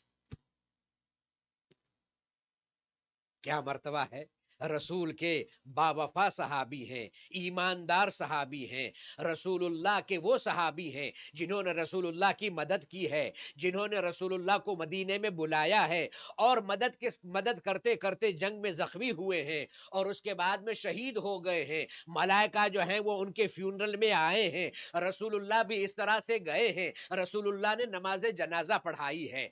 और अब उनकी माँ कहती है कि ऐ माज, तुम्हें जन्नत मुबारक हो। आपने फरमाया, क्या कह रही हैं आप? जन्नत मुबारक हो? कैसी जन्नत? अभी तो माज जो है उनको फिशारे कब्र हो रहा है, कब्र जो है वो उनको दबा रही है।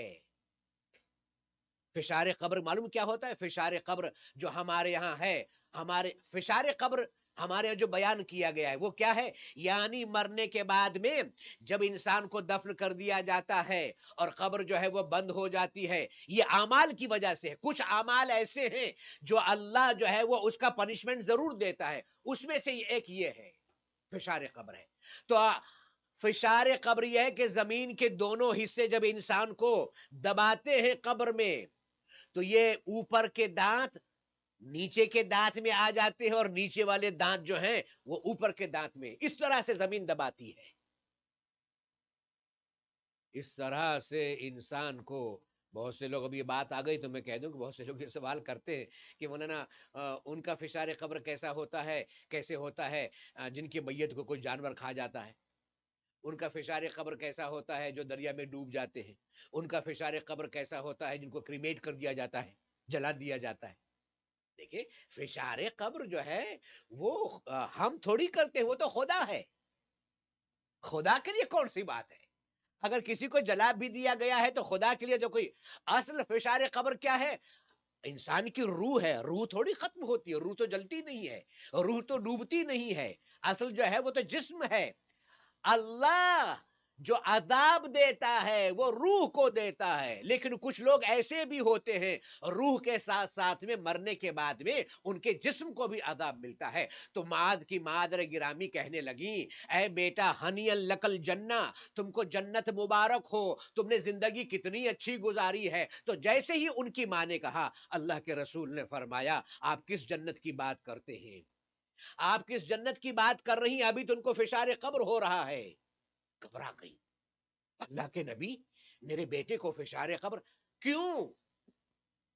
लोगों ने भी पूछा कि माद के लिए फिशारे कब्र क्यों, ये अजाब क्यों? तो आपने फरमाया, माद अच्छे तो थे, लेकिन उनका बर्ताव अपनी फैमिली के साथ में अच्छा नहीं था। फैमिली को मारने की बात नहीं है, बर्ताव, बर्ताव का मतलब ये होता है कि इंसान जब अपनी फैमिली के साथ में होता है तो बिल्कुल ग्रंजी, जिसको कहते हैं ग्रंजी, बिल्कुल गुस्से में डूबा हुआ, बस ये सोचता रहता है कि अभी मैं खाऊं और मुझे थोड़ा सा लगे कि नमक कम है और मैं आ जाऊं तुम्हारे मुकाबले में, नमक कम है उसके लिए इतना गुस्सा क्यों? दूसरी बातों को लेकर, इसीलिए आपने फरमाया, हर वो इंसान जो अपनी फैमिली के साथ में अच्छी तरह से जिंदगी नहीं गुजारेगा, हर वक्त जो है वो उनको मारता रहता है या उनको डांटता रहता है या उनके हुकूक जो है वो दूसरी तरह से पूरे नहीं करता है या उनको नानो नफका जो है, उनको जो खाने पीने का इंतजाम होना चाहिए, दूसरी जो फैसिलिटीज होनी चाहिए वो प्रोवाइड नहीं करता है, तो फिर अल्लाह ने उसके लिए ये अजाब रखा है कि उसको फिशारे कब्र होगा। अल्लाह जो है वो इंसान को उन अजाब से बचाए कि जो बहुत ज्यादा सख्त है। इसीलिए अल्लाह ने फरमाया है, व इन्न अजाबी लशदीद, मेरा अजाब जो है वो बहुत सख्त है। जाहिर सी बात है कि अल्लाह जो है, अल्लाह तो अल्लाह है, हर शय पर कुदरत रखता है, तो उसका अजाब जो है वो सख्त क्यों नहीं होगा? तो हम अल्लाह के जो रहमान और रहीम हैं उससे हम यही समझते हैं कि अल्लाह जिस तरह से रहमान और रहीम है, अल्लाह हमको भी एक दूसरे के साथ में मेहरबान देखना चाहता है। हमारा जो बर्ताव जो है वो खुसूसन फैमिली के साथ में रहमो करम का बर्ताव होना चाहिए। एक मिलजुल के सलवात पढ़े मोहम्मद आले मोहम्मद पर। अल्लाहुम्मा सल्ली अला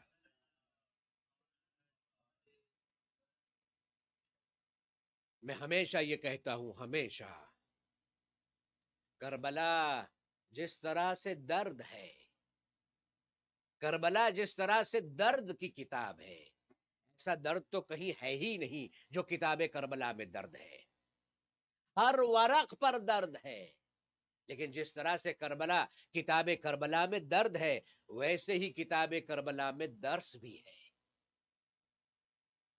یہ ہمارے لیے ہے، انسانوں کی بقا کے لیے، کہ انسان جو ہے وہ اچھا ہو جائے، اس کی زندگی اچھی ہو جائے۔ مولا نے قربانی دی تاکہ دین بچ جائے۔ کیوں دین بچ جائے؟ تاکہ لوگ دیندار بنے، تاکہ لوگ اچھے بنے، لوگوں کے اندر جو ویلیوز ہیں وہ باقی رہیں، خصوصاً فیملی ویلیوز جو ہیں۔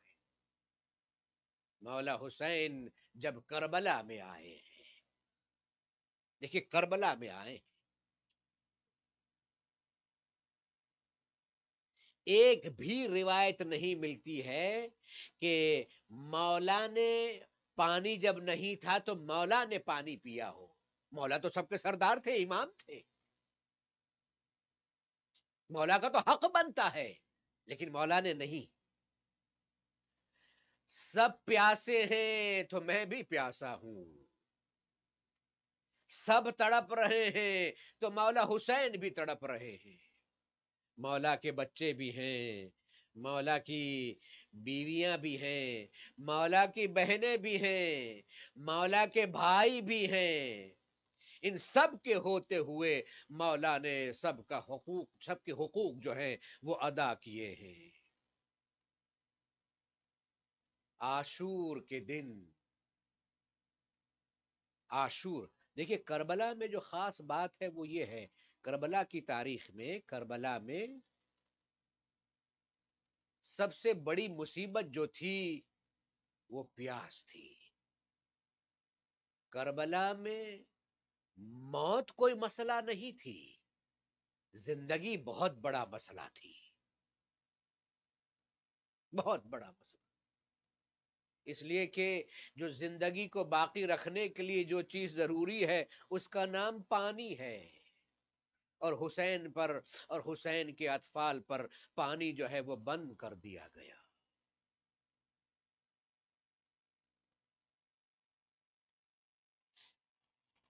شہادتیں، جب کوئی لاش مولا حسین لے کر آتے تھے، مولا عباس بھی ہوتے تھے ساتھ میں، اور مولا عباس ایک بات کہتے تھے، مولا مجھے اجازت دیجئے مقتل میں جانے کی۔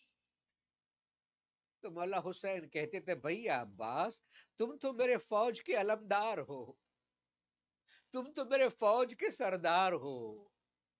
ایک وقت ایسا آیا کہ مولا نے کہا، اے عباس تم میرے فوج کی علمبردار ہو، تو مولا عباس نے کہا، مولا وہ فوج کہاں ہے؟ مولا کوئی باقی نہیں ہے، بس ابھی بات کر ہی رہے تھے کہ ایک مرتبہ خیمے سے بچوں کی رونے کی آواز آئی، التش التش، ہائے پیاس ہائے پیاس۔ مولا حسین نے کہا، بھائی عباس سنتے ہو بچے بہت پیاسے ہیں، بچے بہت پیاسے ہیں۔ اے بھائی عباس جہاد کرنے سے پہلے جاؤ نہر فرات سے بچوں کے لیے پانی لے کر آؤ۔ در خیمہ پر آئے اور آ کر آواز دی، سکینہ مشک لے کر آؤ، سوکھی ہوئی مشک۔ مولا عباس نے علم میں سوکھی ہوئی مشک باندھی۔ ایک مرتبہ بچوں نے مولا عباس کو گھیر لیا۔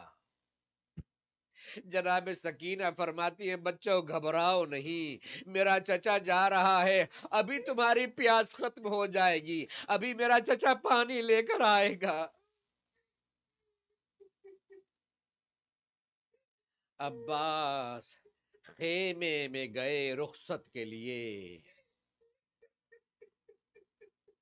عباس نے ایک منظر دیکھا جس سے عباس کا کلیجہ بالکل چھلی، کلیجہ زخمی ہو گیا، کلیجے میں آگ لگی۔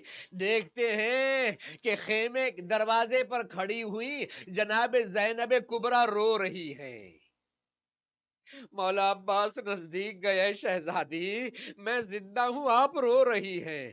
کہاں بھیا عباس، مجھے بابا کا زمانہ یاد آ گیا۔ میں چھوٹی تھی، بابا کی آغوش میں بیٹھی ہوئی تھی، بابا نے میرے بازوؤں کا بوسہ دیا، میرے سر کا بوسہ دیا، اور بابا آنسوؤں سے رونے لگے۔ میں نے کہا بابا آپ روتے کیوں ہیں؟ فرمایا زینب میری نظر کربلا کی طرف ہے، میں دیکھ رہا ہوں کہ ایک وقت آئے گا تیرے ہاتھوں میں رسی باندھی جائے گی، تجھے قیدی بنایا جائے گا، تیری چادر اتاری جائے گی۔ ایک مرتبہ بابا نے کہا، میں خاموش ہو گئی، لیکن کبھی سوچتی تھی ارے جس کا عباس جیسا بھائی ہو اس کی چادر کون چھین سکتا ہے؟ لیکن بھیا عباس وہ وقت نزدیک آ رہا ہے، ارے تم جا رہے ہو، بس مجھے وہ سب کچھ دکھائی دے رہا ہے۔ بہن بھائی بہت روئے، بہت روئے۔ مولا عباس خیمے سے باہر آئے، سکینہ نے بچوں کو جمع کیا، اے بچوں دیکھو میرا چچا جا رہا ہے، میرا چچا جا رہا ہے، ابھی پانی لے کر آئے گا میرا چچا۔ مولا عباس کی وہ ہستی ہے کربلا میں، انسانوں کے درمیان میں قیامت تک مولا عباس کی وہ شخصیت ہے جس کو اللہ نے باب الحوائج بنایا ہے۔ ایک بات تو میں نے کتابوں میں پڑھی ہے، وہ یہ ہے کہ جب تک کہ مولا عباس زندہ تھے، مولا حسن مجتبی، مولا حسین شہید کربلا، جب لوگوں کو کچھ ان دونوں اماموں سے کہنا ہوتا تھا اور گھبراتے تھے کہ میری حاجت کیسے پوری ہوگی، تو مولا عباس کو وسیلہ بناتے تھے۔ مولا عباس کے وسیلے سے مولا حسن اور مولا حسین تک پہنچتے، زندگی میں یہ وسیلہ تھے۔ ارے شہادت کے بعد بھی اللہ نے مولا عباس کو باب الحوائج بنایا۔ کچھ حاجتیں تھیں کربلا میں، مولا عباس کی کچھ حاجتیں تھیں جو پوری نہیں ہوئی۔ پہلی عباس کی حاجت تھی کہ بابا علی مرتضیٰ نے مجھے کربلا کے لیے مانگا ہے، مجھے کربلا میں جہاد کرنا ہے، اجازت مولا سے بہت مانگی، لیکن مولا کو عباس کو اجازت نہیں ملتی تھی۔ یہ عباس کی تمنا دل ہی میں رہ گئی، یہ حاجت پوری نہیں ہوئی۔ عباس نے جوہر علی کو کربلا میں نہیں دکھایا، عباس نے تلوار نہیں چلائی، اور دوسری عباس کی حاجت تھی کہ میں کسی طرح سے سکینہ کے ہونٹوں تک پانی پہنچا دوں۔ عباس گئے تو صحیح، لیکن پانی لے کر واپس نہ آئے۔ یہ بھی عباس کی حاجت پوری نہ ہوئی۔ اور تیسری حاجت عباس کی تھی کہ میری بہن زینب کا پردہ بچ جائے، چادر بچ جائے شہزادی زینب کی، اور یہ بھی عباس کی حاجت پوری نہ ہوئی۔ اللہ نے کہا ہے عباس تمہاری حاجتیں تو پوری نہ ہوئی، لیکن قیامت تک اب تم باب الحوائج ہو، لوگوں کی حاجتیں تم سے پوری ہوں گی۔ علم لے کر، مشک کو علم میں باندھ کر عباس نہر فرات کی طرف چلے، ظالموں کو ہٹاتے ہوئے نہر فرات میں پہنچ گئے، گھوڑے کو نہر فرات میں ڈالا، مشک میں پانی بھرا، ایک مرتبہ اپنی سواری سے کہتے ارے تو بہت پیاسا ہے، پانی پی لے۔ جانور نے پانی کی طرف نہ دیکھا، شاید بے زبانی سے کہہ رہا تھا مولا عباس ارے خیمے میں سکینہ پیاسی ہیں، اصغر پیاسے ہیں، مولا حسین پیاسے ہیں، میں کیسے پانی پی سکتا ہوں؟ مشک و علم میں باندھا، فرات سے باہر نکلے، خیمے کا رخ کیا، بس اللہ سے کہتے جاتے ہیں اے اللہ بس پانی خیمے تک پہنچ جائے، اگر میں نہ پہنچوں تو کوئی بات نہیں، پانی پہنچ جائے۔ عباس خیمے کی طرف رواں ہے، ایک ظالم نے تلوار کا وار کیا، عباس کے داہنے بازو کو کاٹا، अब्बास ने आलम को दाएं हाथ में लिया। अरे जालिमों ने वार किया, बायां हाथ भी कता हो गया। अब्बास ने आलम को अपने पूरी ताकत से दांतों से पकड़ा। ए अल्लाह खेमे तक पहुंचा दे, ए अल्लाह खेमे तक पहुंचा दे। बस अब्बास जा ही रहे थे, अरे गजब हो गया। एक जालिम ने तीर चलाया, मशके सकीना पर लगा, पानी बहने लगा। अब्बास का खून भी बहने लगा। अरे अपने घोड़े का रुख फिर नहरे फुरात की तरफ मोड़ दिया। अब मैं जाकर क्या करूं, पानी तो नहीं है, सकीना को क्या कहूंगा। अरे जालिम अपनों घेर लिया, अब्बास के सर पर वार किया। मौला अब्बास घोड़े पर न संभल सके, जमीन पर आए। ए मौला गुलाम का सलाम कबूल कीजिए। मौला हुसैन ने कमर पकड़ ली। ए अब्बास मेरी कमर टूट गई, ए अब्बास मेरी कमर टूट गई। देखिए दुनिया में दो शहीद हैं जिनके सर को बहुत बुरी तरह से जख्मी किया गया, ऐसा जख्मी किया गया कि उनका सर फट गया था। एक कूफे में अली इब्ने अबी तालिब, करबला में अब्बास इब्ने अली। मैं कहूंगा मौला आपका सर जब जख्मी हुआ तो कम से कम आपके हाथ दोनों मौजूद थे, आप मिट्टी उठाते थे, अपने सर पर डालते थे। लेकिन हाय रे अब्बास की बेकसी, जब सर जख्मी हुआ अब्बास के हाथ नहीं थे,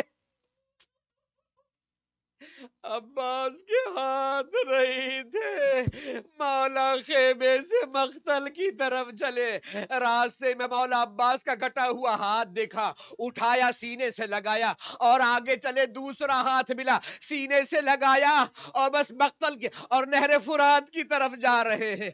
ए खुदा, किसी भाई को ये मंजर देखना न पड़े जो हुसैन ने देखा है। जवान भाई जमीन पर पड़ा हुआ है, खून में डूबा हुआ है।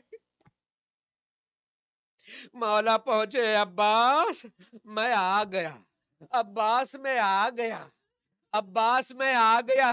बस ये कितना दर्द था। फरमाते अब्बास, अब्बास चलो चलो, अब्बास चलो, सकीना तुम्हारा इंतजार कर रही है, बच्चे तुम्हारा इंतजार कर रहे हैं, बीबियां तुम्हारा इंतजार कर रही है। एक मर्तबा फरमाते मौला मुझे खेमे में न ले जाइए, जब तक कि मैं जिंदा हूं मुझे खेमे में न ले जाइए, इसलिए कि मैं सकीना का सामना नहीं करना चाहता हूं। मौला मेरी एक आपसे फरमाइश है, एक हाजत है। मैं जब दुनिया में आया हूं तो सबसे पहले मैंने आपका चेहरा देखा है, मैं दुनिया से जा रहा हूं तो आपकी जियारत करके जाना चाहता हूं। लेकिन मौला एक आंख में तीर है, एक आंख में खून है, मौला मेरी मदद कीजिए। हुसैन ने खून साफ किया, अब्बास ने अपने भाई को देखा। एक मर्तबा हुसैन ने अब्बास को सीने से लगाया, ए भैया अब्बास, मेरी भी एक हाजत और तमन्ना है। पूरी जिंदगी तुमने मुझे मौला और आका कहा, एक मर्तबा तो भाई कह दो।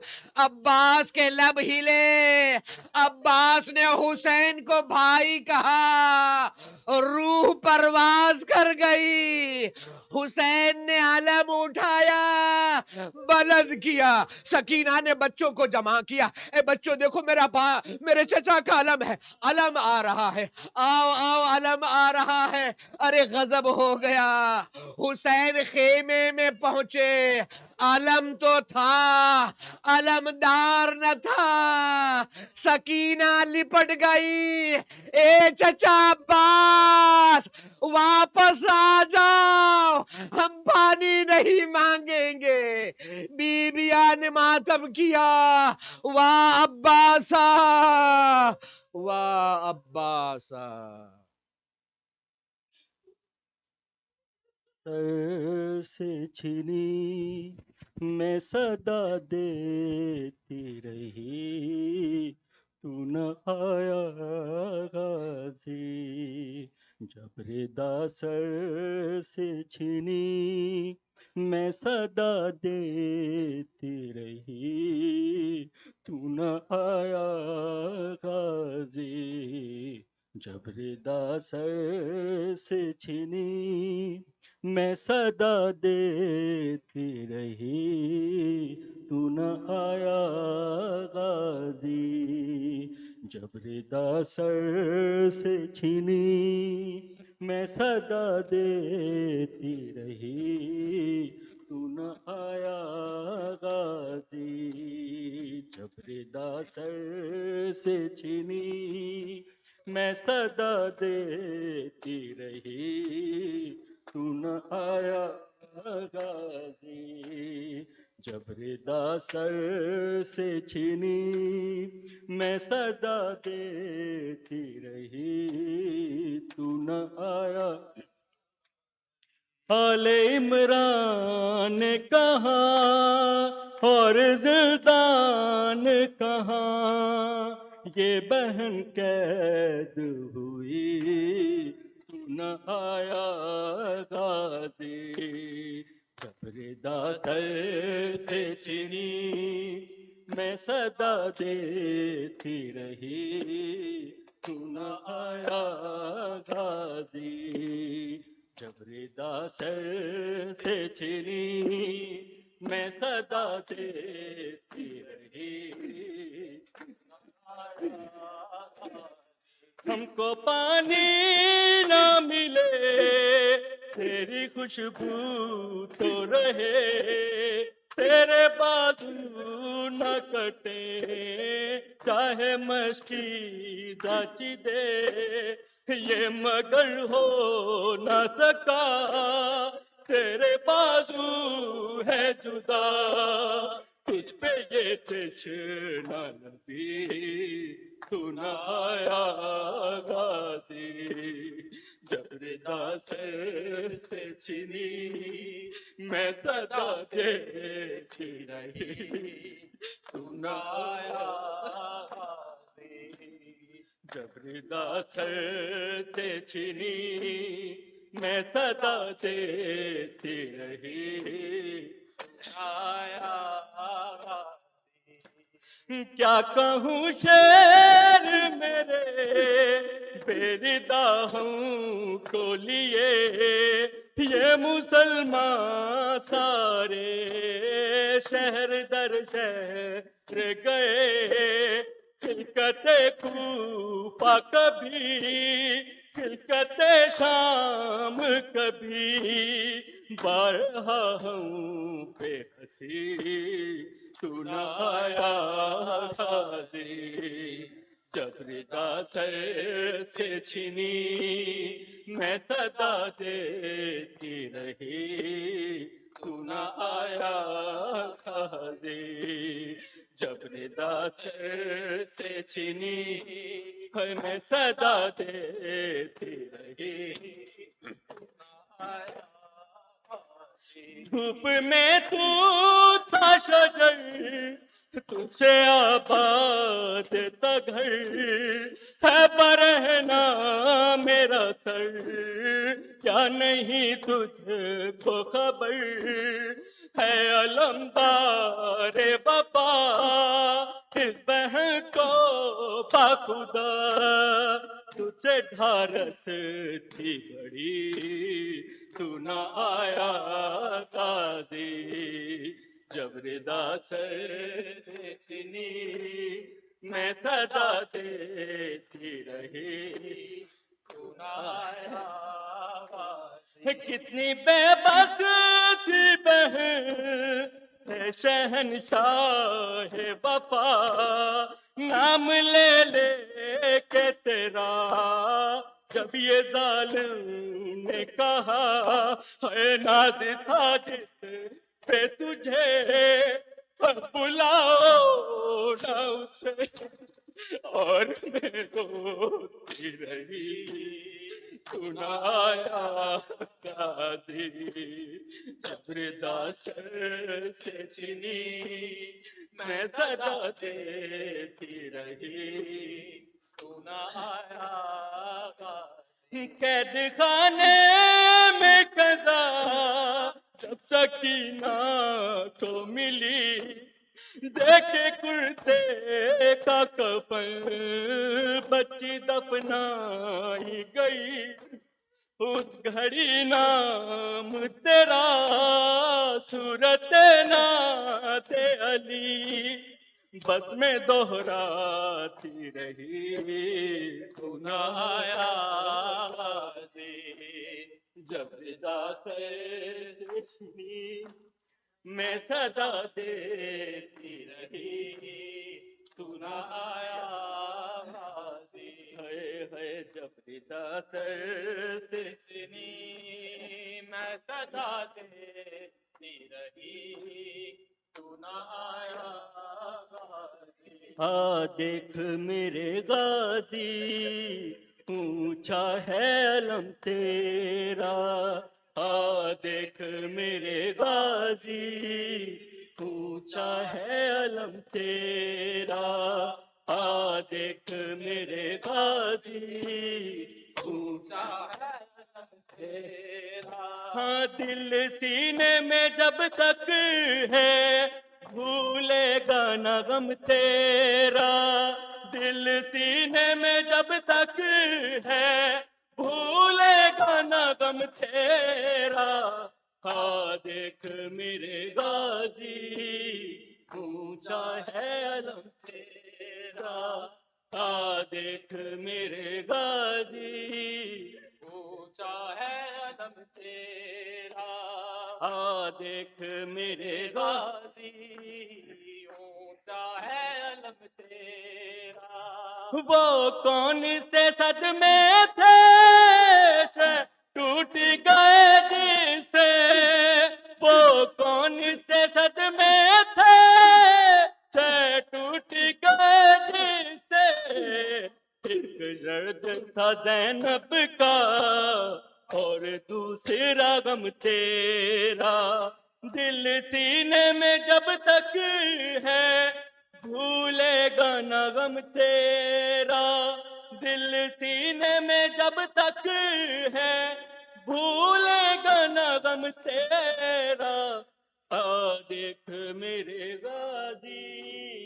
اونچا ہے غم تیرا، دیکھ میرے غازی اونچا ہے غم تیرا، آ جاتی ہے زہرا بھی زینب کی زیارت کو، آ جاتی ہے زہرا بھی زینب کی زیارت کو، جب 8 محرم کو اٹھتا ہے علم تیرا، ہوئے دل سینے میں جب تک ہے بھولے گا نہ غم تیرا، دل سینے میں جب تک ہے بھولے گا نہ غم تیرا، دیکھ میرے اونچا ہے غم تیرا، دیکھ میرے غازی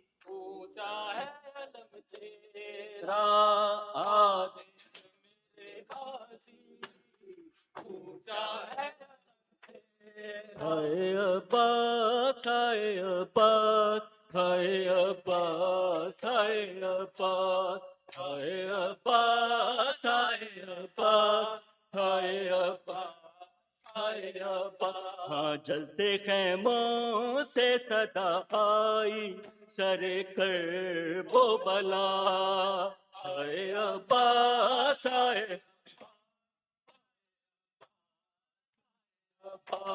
لو خبر جلد کے اب بستر سجاد جلا، ہائے عباس ہائے عباس ہائے عباس، تنہا 18 برادر کی بہن ہے بن میں، نیند کیوں آ گئی ہے بھائی بتاؤ بن میں، نیند سے جاگو چنی زینب مضطر کی ردا ہے عباس ہے عباس ہے عباس ہے عباس ہے عباس ہے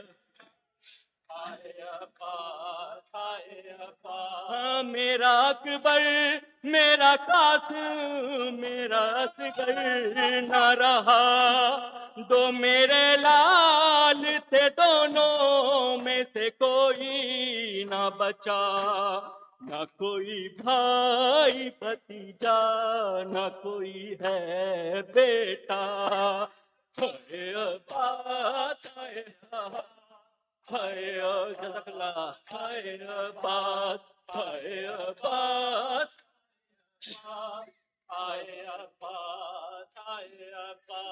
بھائیوں سے تو بڑی آس ہوا کرتی ہے ہر بہن بھائی کے حق میں یہ دعا کرتی ہے عمر لگ جائے میری زندہ رہے بھائی میرا ہے عباس ہے عباس عباس ہے عباس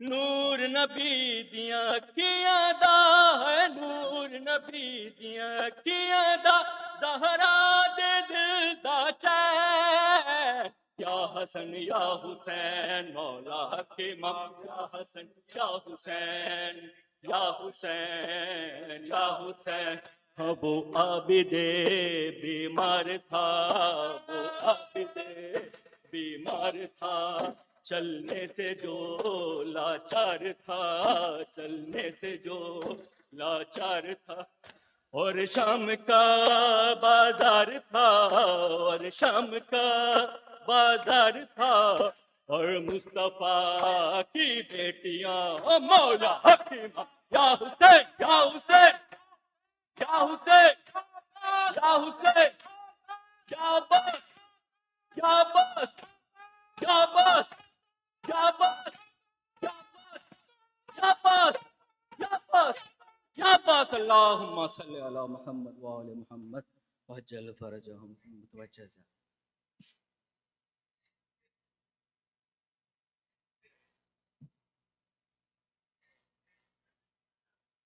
السلام عليك يا مولاي يا رسول الله السلام عليك يا نبي الله السلام عليك يا حبيب الله السلام عليك يا أمير المؤمنين سيد الوصيين السلام عليك يا فاطمة الزهراء سيدتي نساء العالمين السلام عليك يا حسن المجتبى السلام على الحسين وعلى علي بن الحسين وعلى أولاد الحسين وعلى أصحاب الحسين وعلى أخيك العباس باب الحوائج وعلى أختك زينب الحوراء أم المصائب جميعا ورحمة الله وبركاته السلام عليك يا مولاي يا علي بن الحسين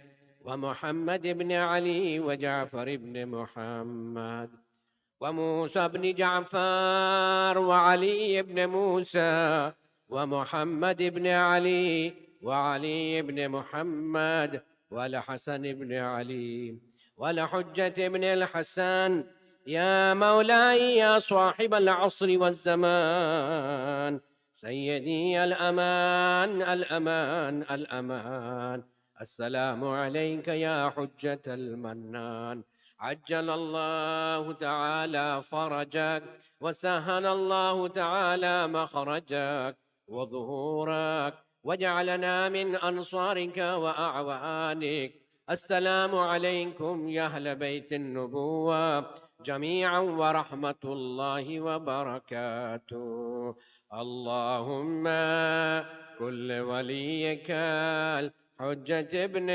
الحسن صلواتك عليه وعلى آبائه في في هذه الساعة وفي كل ساعة وليا وحافظا وقائدا وناصرا ودليلا وعينا حتى تسكنه أرضك طوعا وتمتعه فيها طويلا برحمتك يا أرحم الراحمين اللهم صل على محمد. مولا عباس کی خوشنودی کے لیے اور تمام حاجات کے قبول ہونے کے لیے، تمام بلاؤں کے باب الحوائج کے صدقے میں ٹلنے کے لیے مل جل کے باواز بلند صلوات اللہم صلی علی محمد وآل محمد وعجل فرجہم اللہم صلی